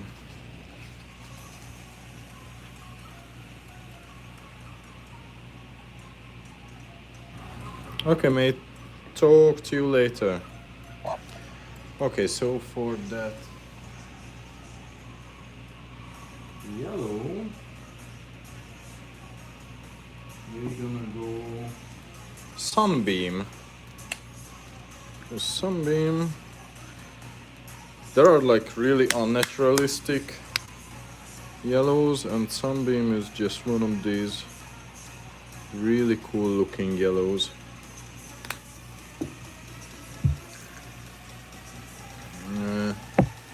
Maybe I need something a bit darker. Not sure. Just a tiny bit of King's Gold. Hopefully that will solve. Yeah. Yeah, it's getting a lot better. Okay. If you guys are ready, and I don't dump everything near the cup. For fuck's sake. I'm being a ditz today. Like, I already broke my favorite cup. Okay, let's just clean this shit up, because if we fuck this up, I'm gonna cry. And I haven't cried in a long time. I don't want to start doing it now. So, fresh sheet. Let's just pull this ship apart for a quick sec. Because this airbrush is being naughty.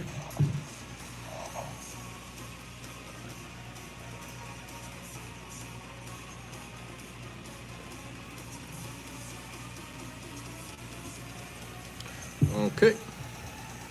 And luckily that's what we have our fingers for.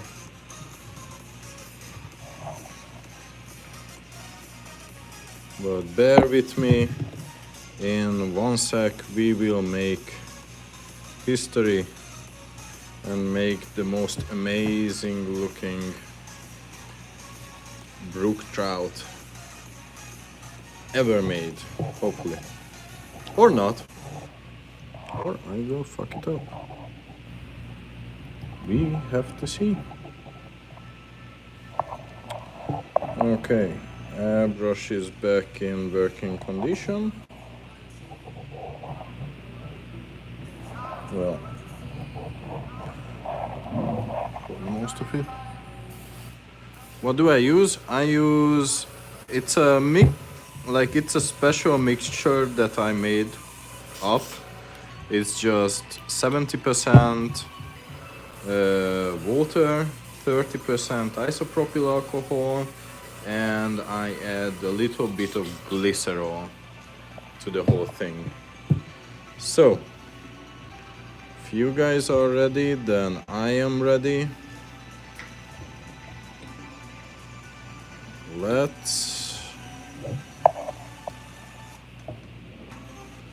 Let's pray for me, boys and girls. Okay, let's see. Let's have a better look at what we are doing. Where's a something like this?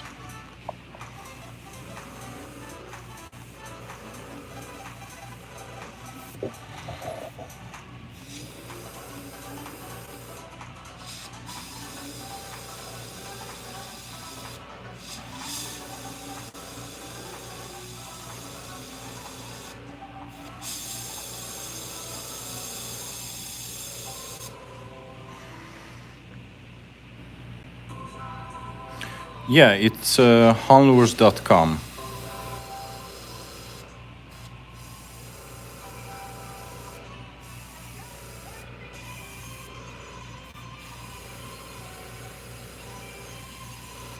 Okay, don't rush.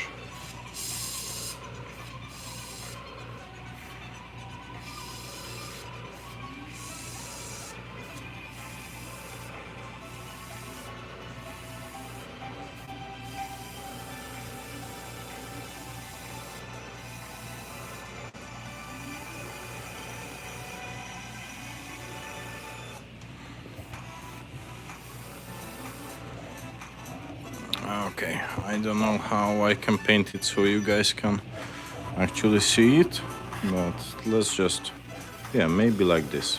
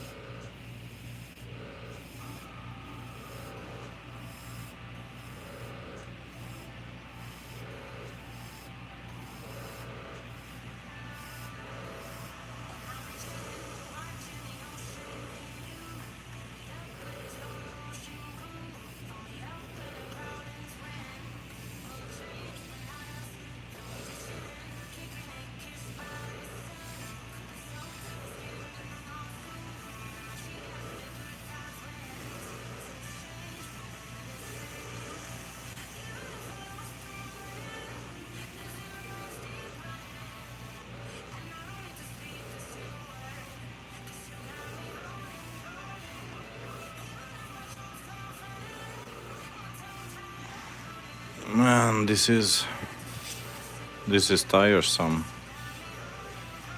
for sure, but it's a bit like fishing.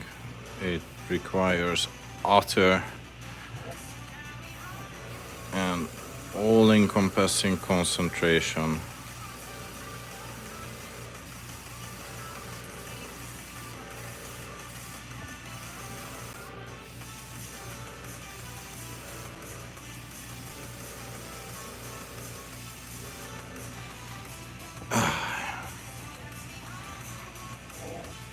Let's see, we need a bit bigger circles as well.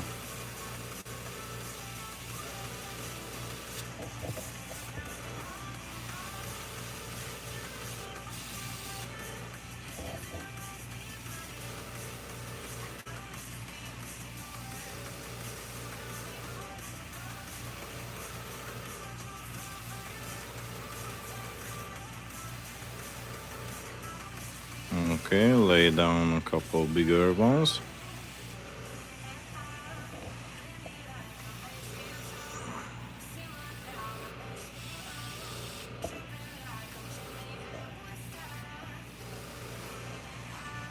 Yeah, like that.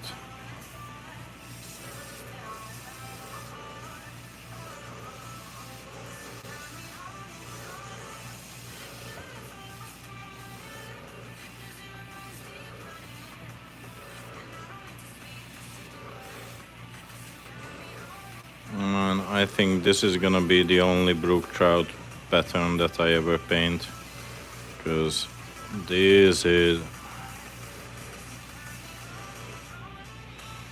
Hi Gino.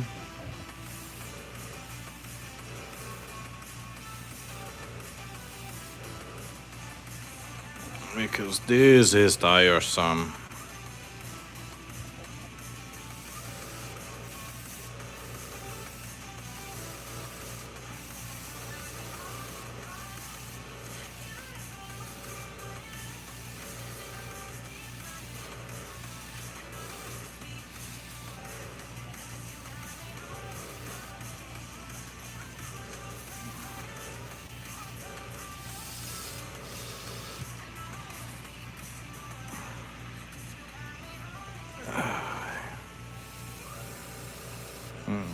I mean, at least it's gonna be a cool looking bait.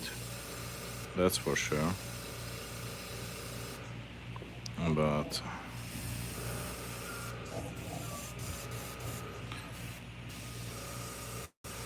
I'm not going through this again.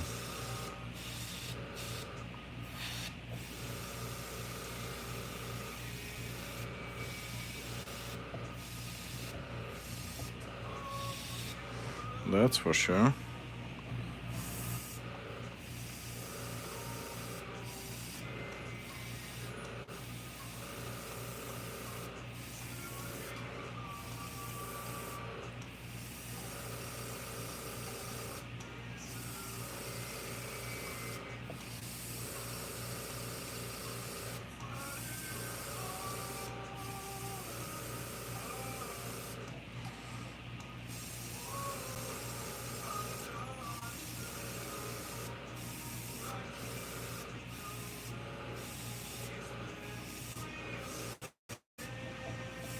There are so many dots on this bait. You see?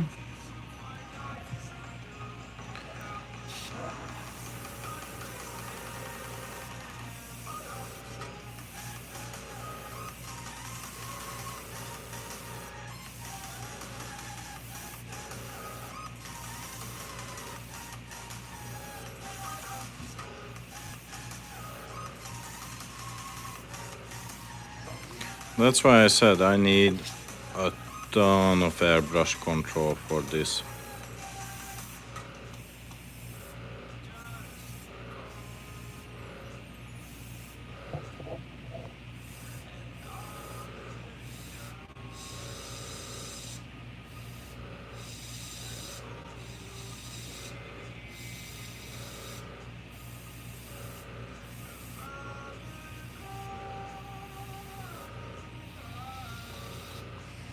But luckily I'm just making this bait for myself. I don't know. It seems like a shame to... Oh, fuck.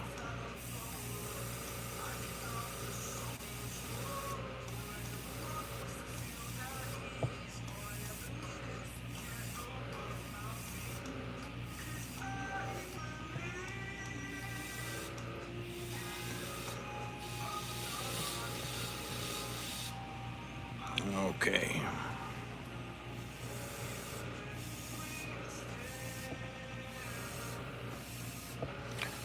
We will go over the back with some black color in a moment. I just want to liven these up a lot more.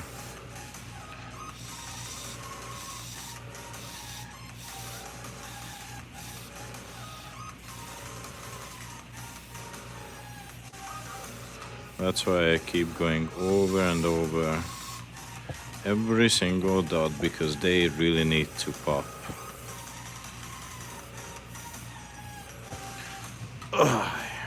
Okay. So the face is done. And I will just hang this up for reference, because I don't want to screw up the size of the dots. Okay. The size and the number of the dots. Like, we need to keep things consistent.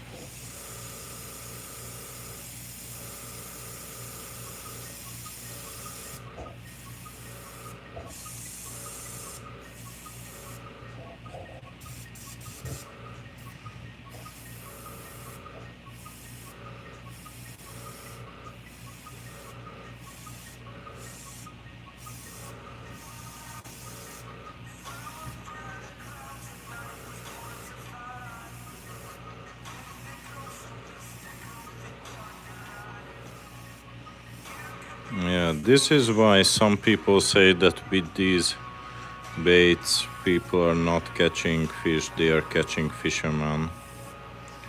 Because most fish won't give a fuck about these tiny little dots.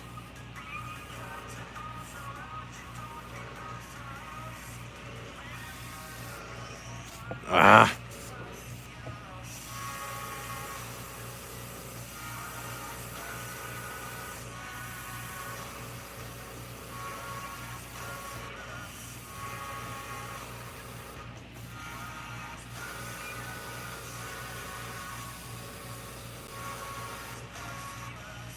Thanks. This is gonna be... Yeah, for those of you who just joined, this is gonna be a brook trout.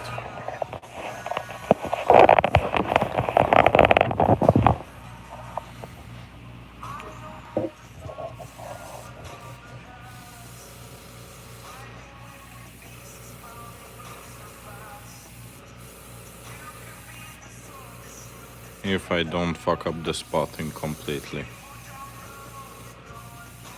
Hopefully I won't. But we never know, because today is just not my day for some reason.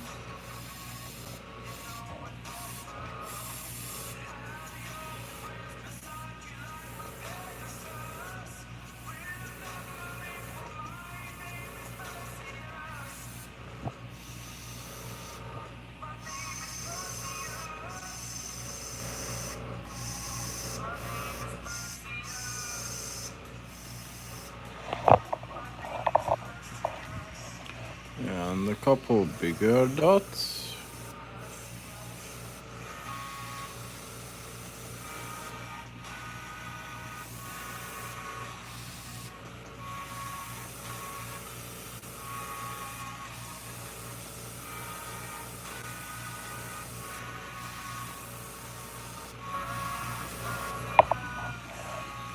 Okay, and then small dots again. How long have I mean close to a decade? But this brook trout that I'm painting, this is the first. This is the first that I ever painted. At least this pattern.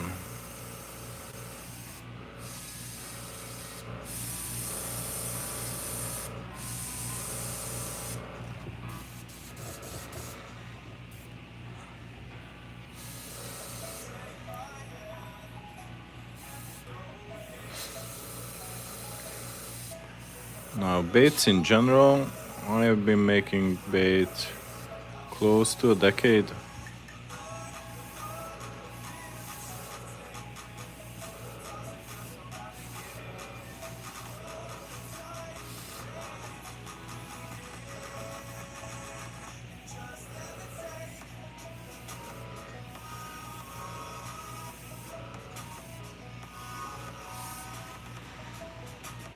Have I done a cutthroat? No, I have not done a cutthroat yet. I just like I haven't really done a trout in a long time. But I have these baits called hyper-realism baits.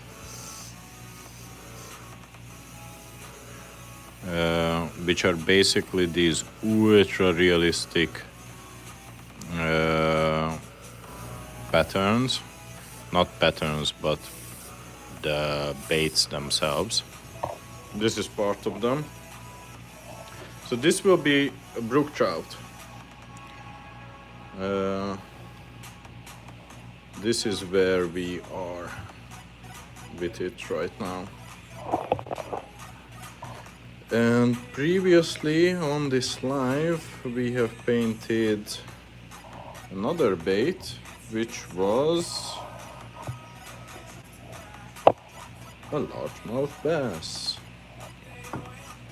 Let's just move everything into focus. Yeah, that was the previous bait. And now we are on to the brook trout, which is being kinda challenging right now. But we love it regardless.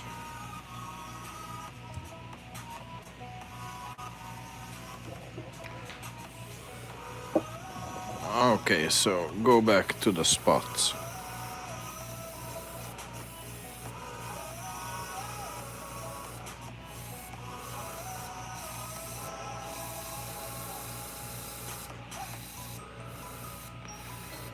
This back is like the least interesting part of the bait, because we will go over this with black pretty soon.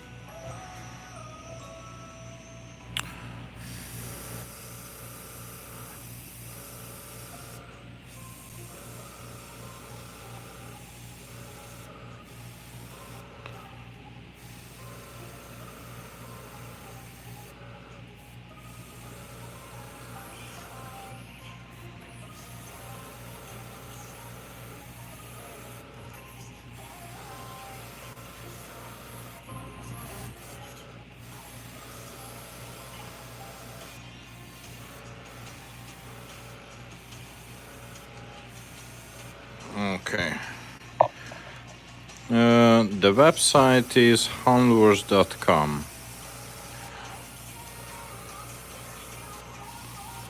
If someone wants to check it out.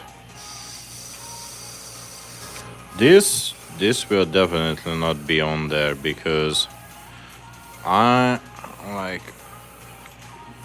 the way this goes is that I come up with a bait, and then my wife paints a shit ton of them and she sells them. I don't like being repetitive, so I don't really paint the same bait several times, except if I really love it and I really need it for a fishing trip. But she's managing the business, and this is just way too challenging. Like, I don't know, I would have to charge, or like she would have to charge like $200-300 for this to worth it, because I've been fucking hell. Okay. Good night, Milo.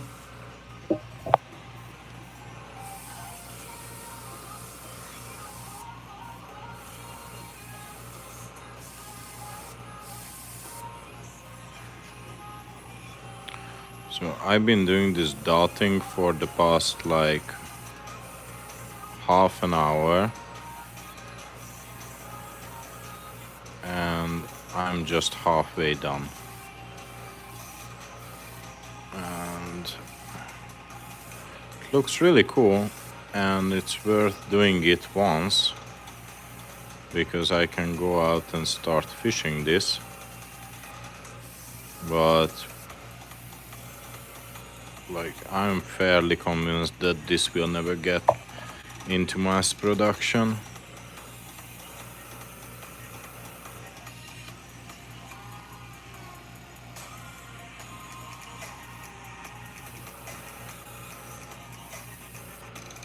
Yeah, that's why I chose them, because I just love brook trout.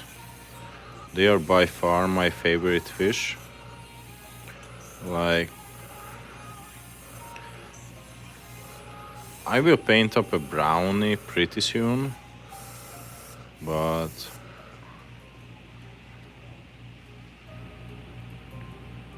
hey, Otavio.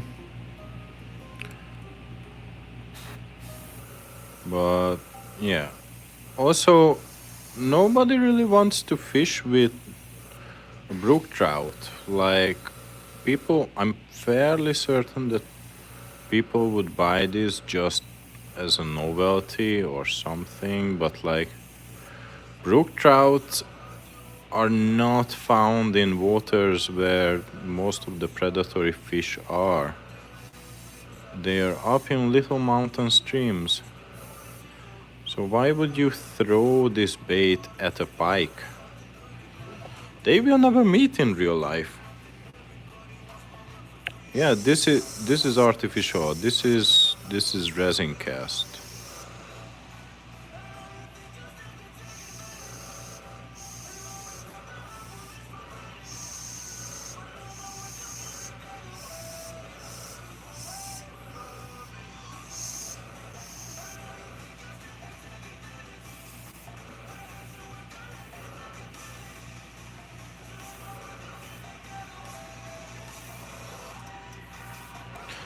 Like, just to show you guys what we made yesterday.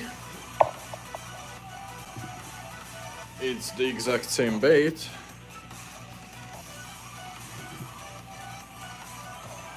Well, this is how a rainbow trout looks on this trout pattern.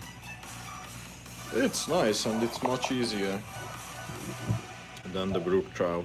Now this is actually worth selling, because even though the dotting has to be hand dotted,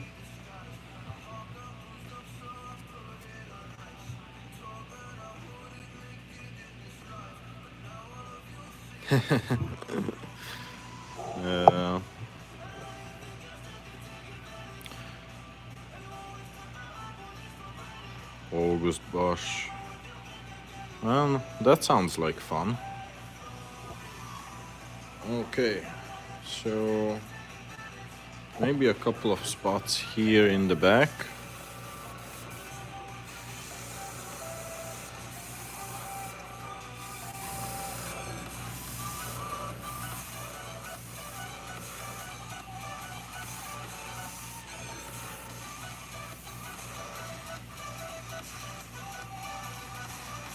Sorry, Ottavio, I just can't really understand you, mate.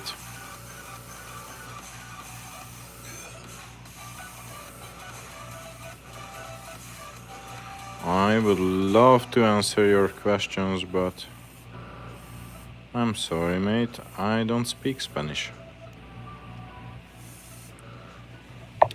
Okay, so this section is done. Now we are on to the final section, the tail.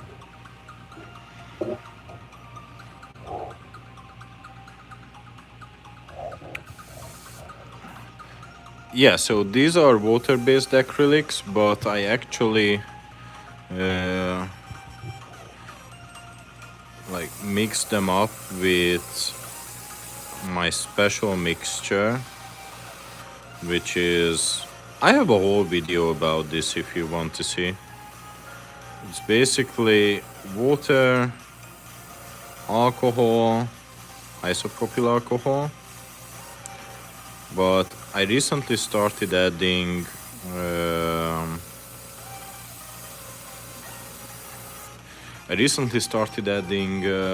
Minwax polyacrylic to the whole thing to help the binding.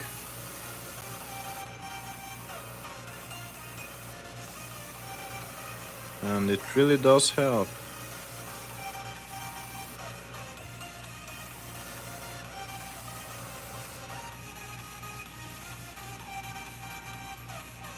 So I use a couple different clear coats, but these ones will get UV resin.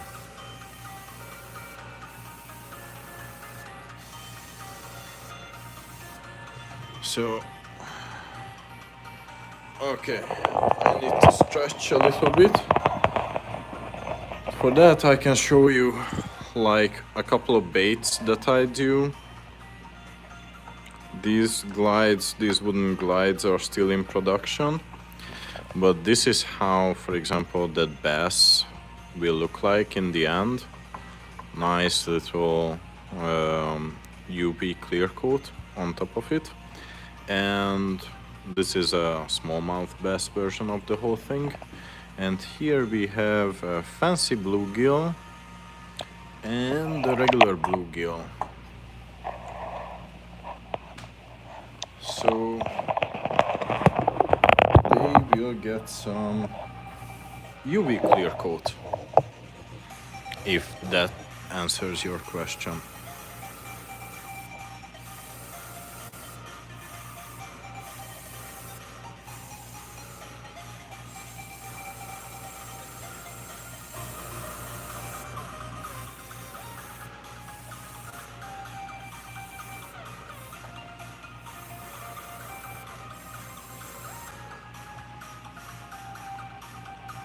I'm in Georgia, USA. As you can tell from my accent, I'm not from the US, I'm from Hungary.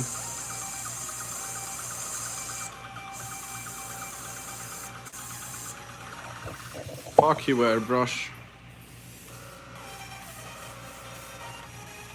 Okay, we are back in business.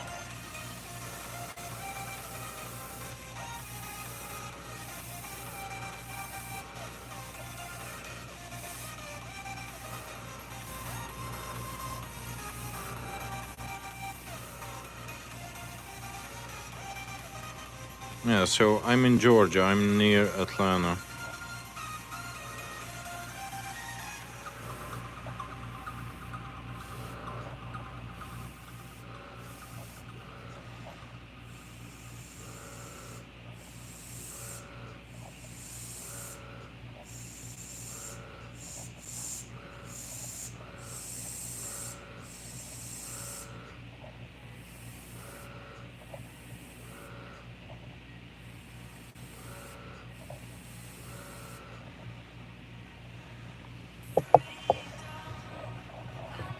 Yeah, Russia is always the first guess for everyone.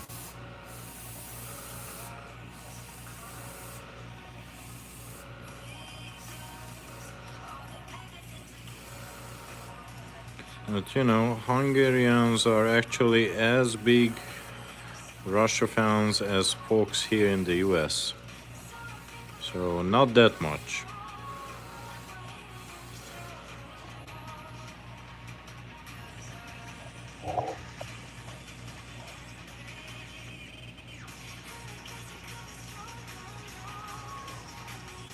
Yeah, Hungary is a cool place. It definitely is unique.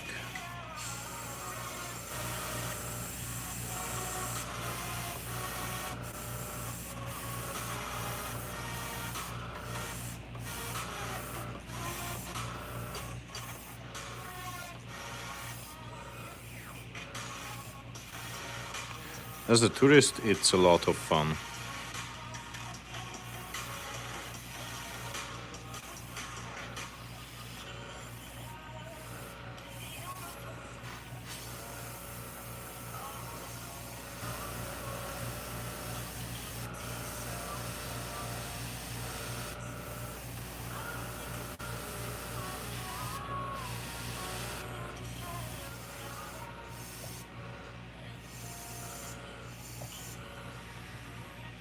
What am I making? Just give me a second, I'm gonna be finished with the dotting. This is a 3-piece brook trout swim bait that I'm taking out striper fishing pretty soon.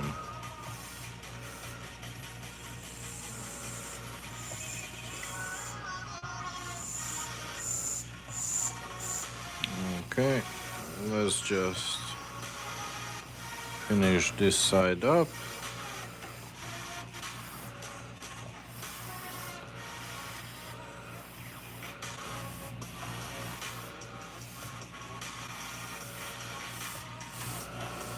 Okay. Now for the guys or ladies and gents, was what we are making. Let's just put everything together for a quick show and tell.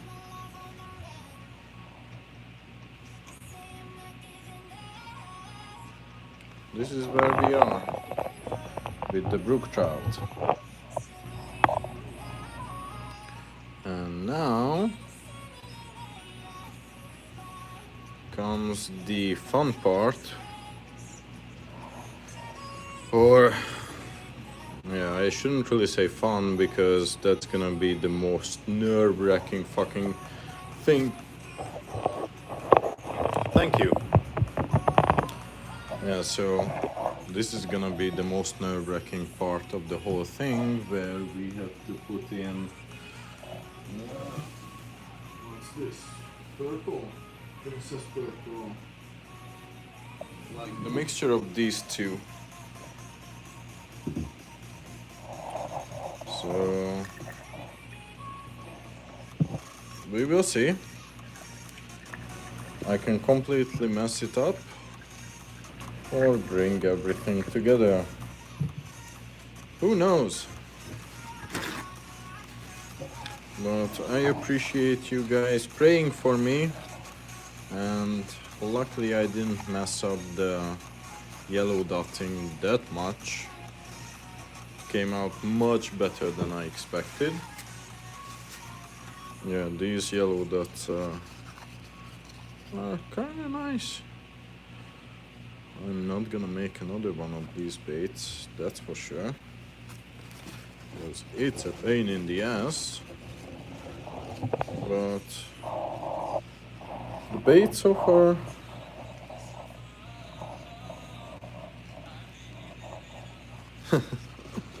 WD-40. Yeah, I actually started putting, this is a sneaky little thing. So let me just quickly grab the trout. Yeah, this one. Now you see this hole here? I drew this and it lasts like this long. I can actually put sand in here, and so it's a really slow release once it's swimming.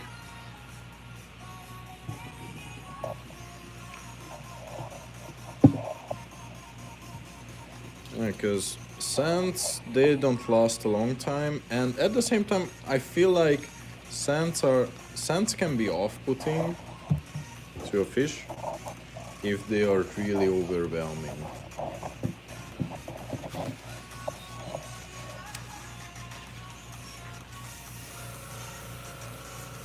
Okay, let's go and mix up Princess Purple and where is it?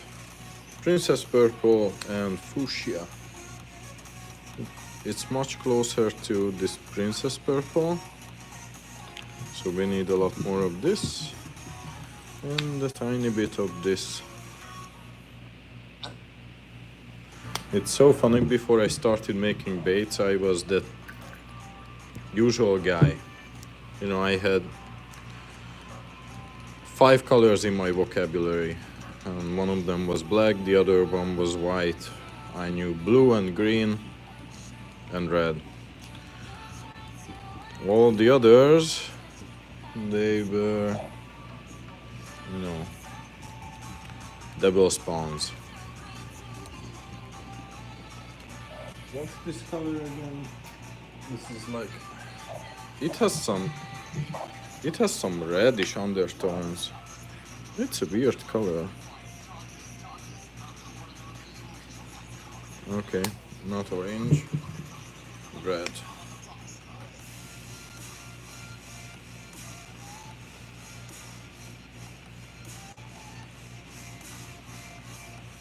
Okay. Oh yeah.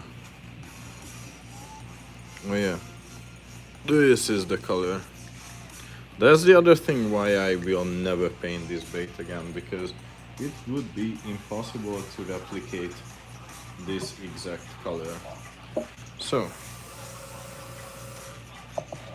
okay. Do or die.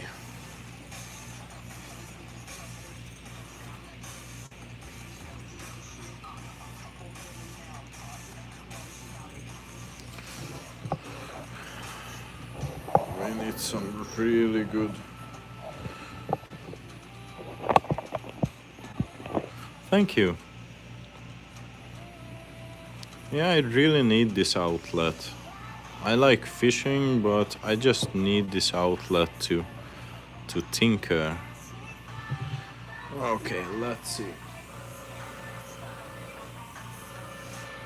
Let's see whether this one sprays. No?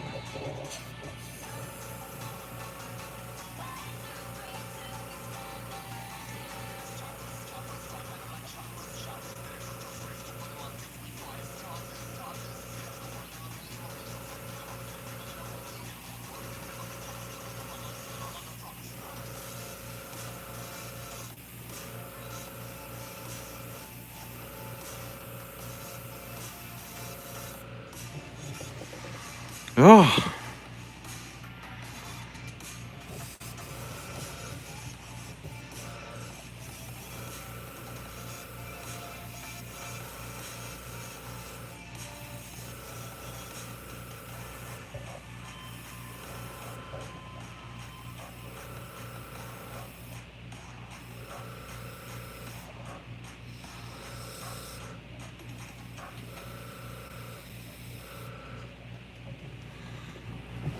Oh man. Yeah? Hey, Brookie. Brooksy, I'm sorry. Nice to have you back.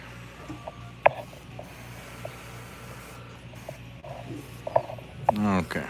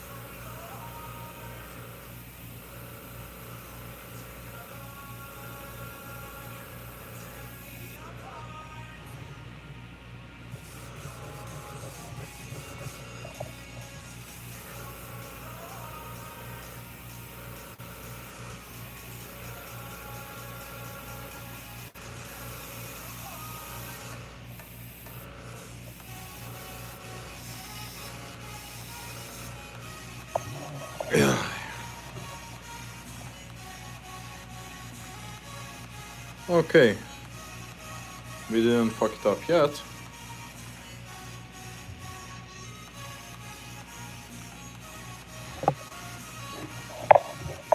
Now, what you see I'm doing here is just getting rid of this spray off.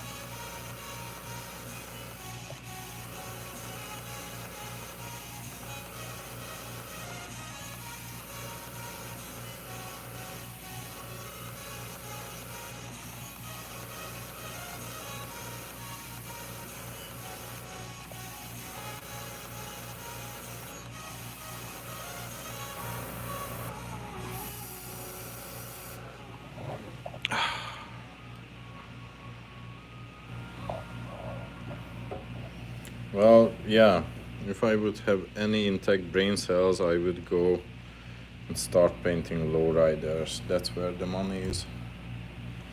You are absolutely right. The reason why this takes a long time is that on the first dot, I really need to concentrate to not blast the whole thing. And basically just get that feel for my finger, what's like the optimal pressure. And yeah, once I have that down, I can just go ahead and fill in the dots.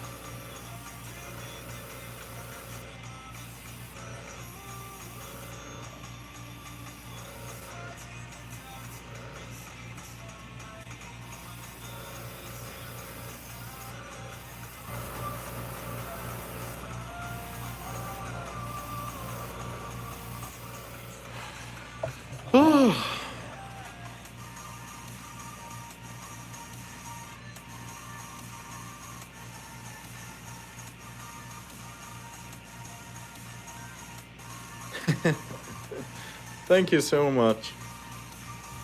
Yeah, Bob Ross of Swimbaits. I will screenshot this, mate. Thank you. So now we arrive to the most satisfying part of the whole thing. We will go and hold the whole thing together with black, dense black, and then we will just really quickly put in a white line on that fin.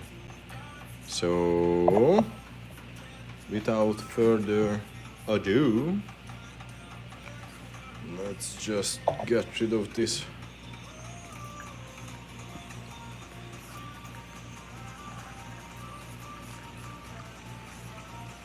I would have loved if that yellow came out more intense than it did.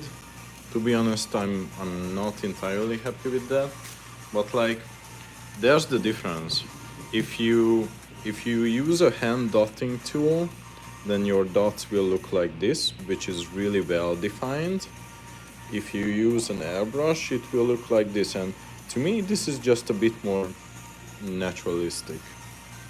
So that's why I will keep using like airbrush dotting, but it's entirely not economical. Like,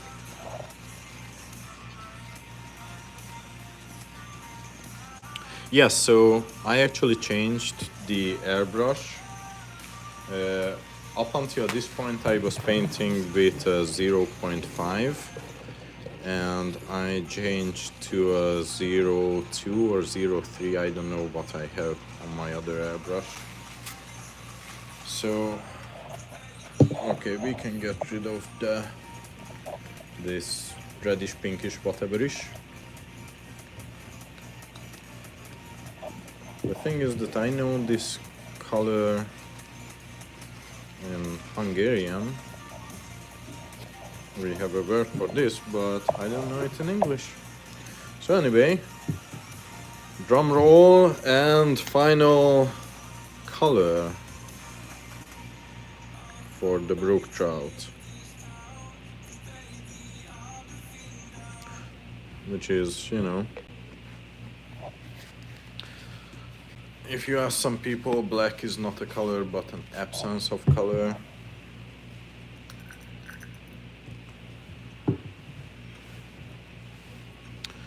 Well, that's just color philosophy. Yeah, so I have a couple airbrush. Oh shit! You see, that's my form. I just knocked over my black paint. So I have a couple airbrushes here on the side, so they are ready to go. So this is what we want, and for this we need to put the back together with some black. We need to do that one with black as well, the beginning of the fins and the face a bit more randomized black.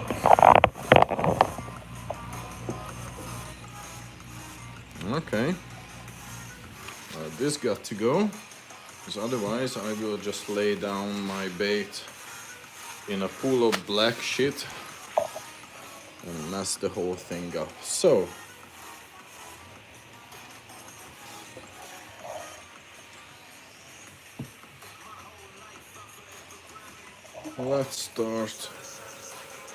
let's start with the fine detail.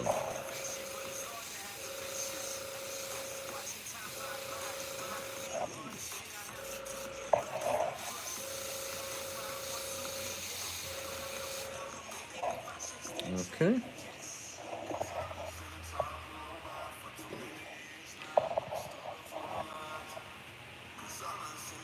Well, thank you.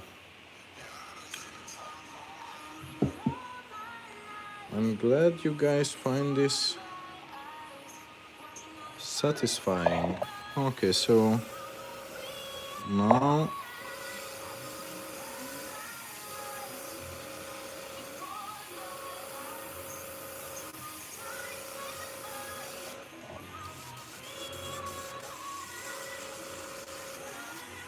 okay, it doesn't do what I want it to do, so probably we have some pluggage at the nozzle.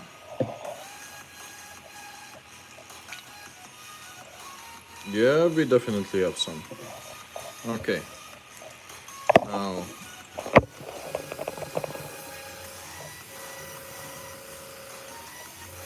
yeah. Now it will be a lot better.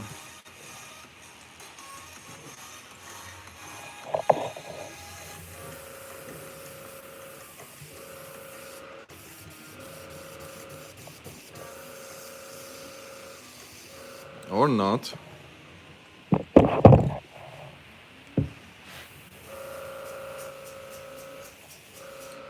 Okay.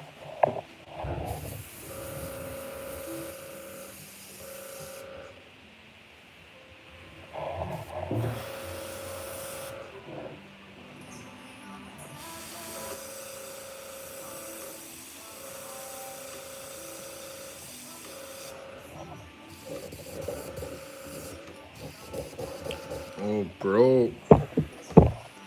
Okay, so this is where the raging starts.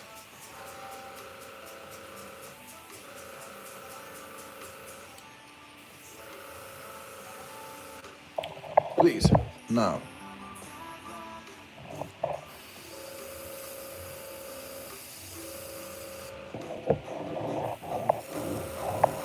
Oh, yeah, I need to... Yeah, I almost completely forgot. I changed the airbrush pressure.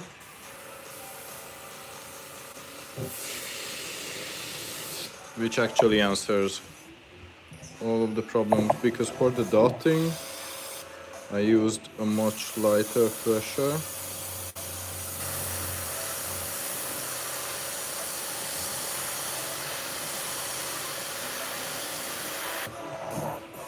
Okay, so face.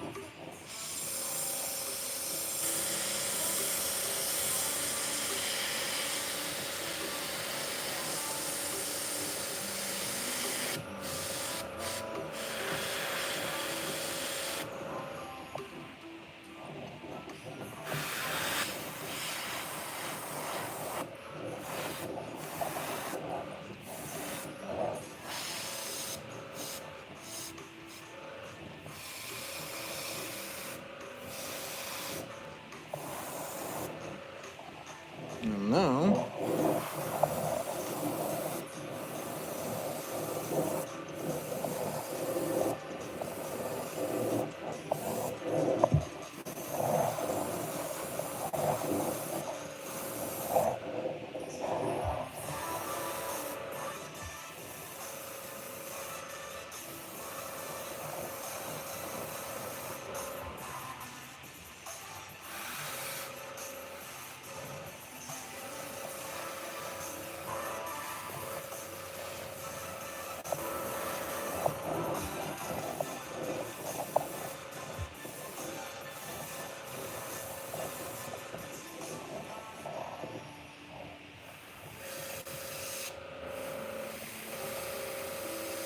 yeah, sorry, I'm just concentrating a bit too much.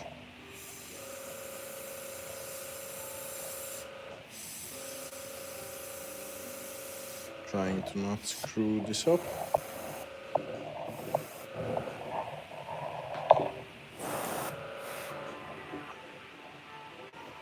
But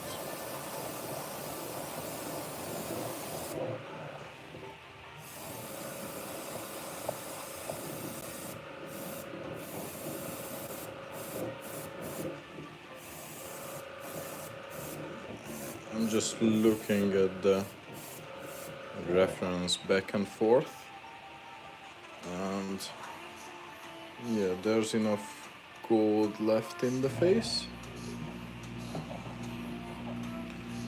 And now let's just hang this up so I can see the back, because I need to adjust the contrast of this back to that piece.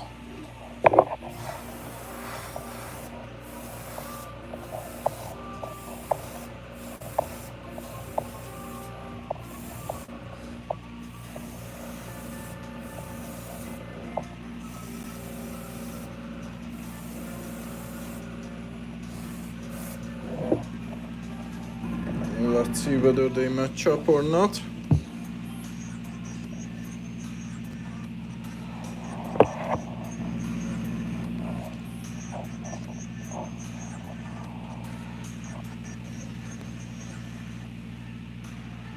Yeah, the contrast is, let's see.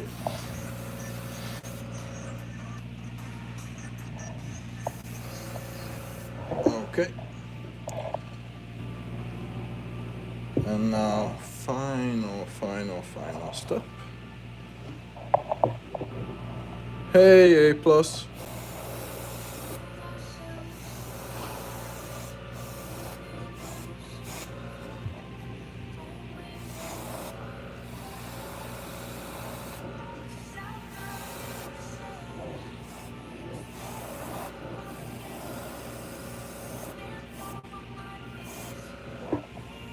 Let's see. Okay. What do you guys think? This was the target. I feel like we are almost there. We just need to do like a couple tiny things. They might sound tiny, but I think they really define the bait.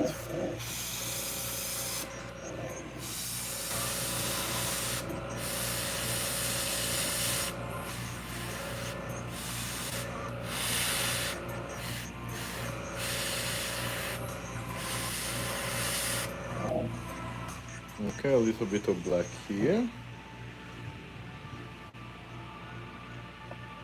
And a lot more black here.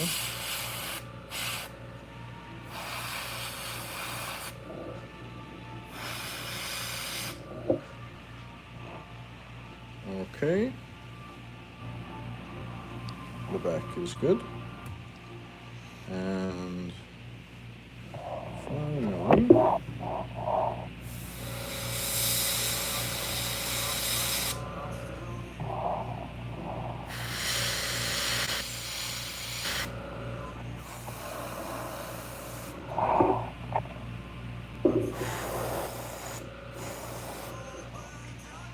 okay, so that's good, but there's still one thing missing from this bait that I just have to do.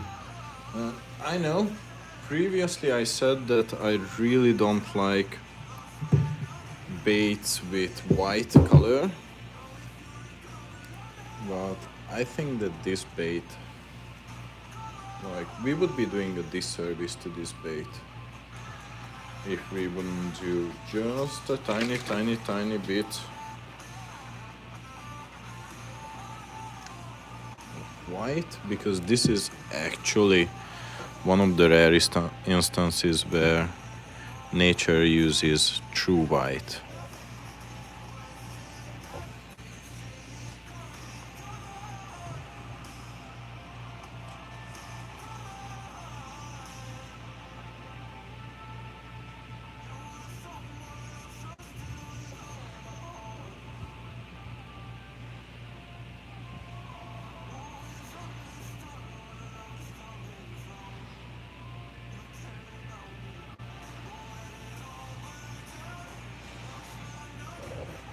Yeah, right there. Just to show you guys again why we are doing this. It's that.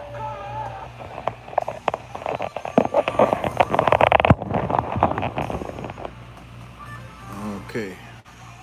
And now undo the white on this little bitty tiny finlet. Yeah, just that. And now these.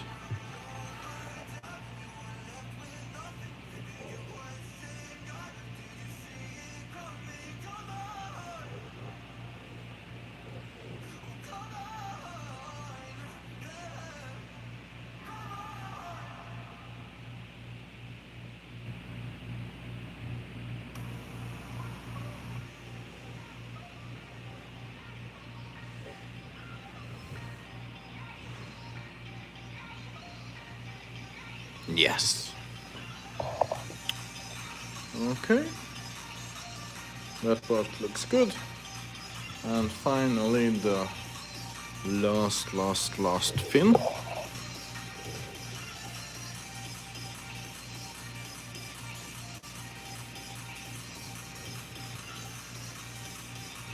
Yup.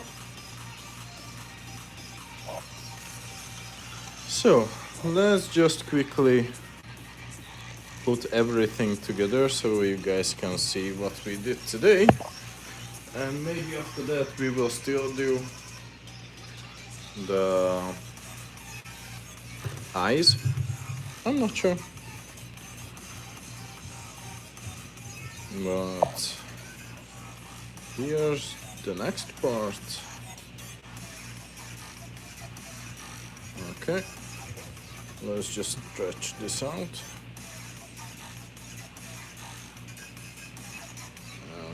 last but not least, the head. We are done with the brook trout pattern. Yeah, you just need some decent looking guys. But yeah, just quickly let me know, guys, which one do you like better? The rainbow trout that we did yesterday, or the brook trout?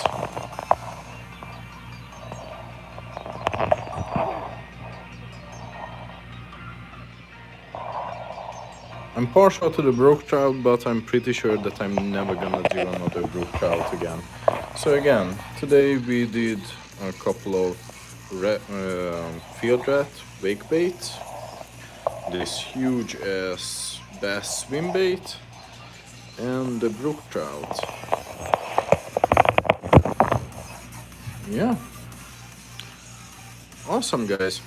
Well, thank you so much for joining us, and see you again maybe tomorrow. I'm not sure. Tomorrow or maybe Tuesday I'm gonna do another live. But thank you so much for joining us, and hope you have an awesome week.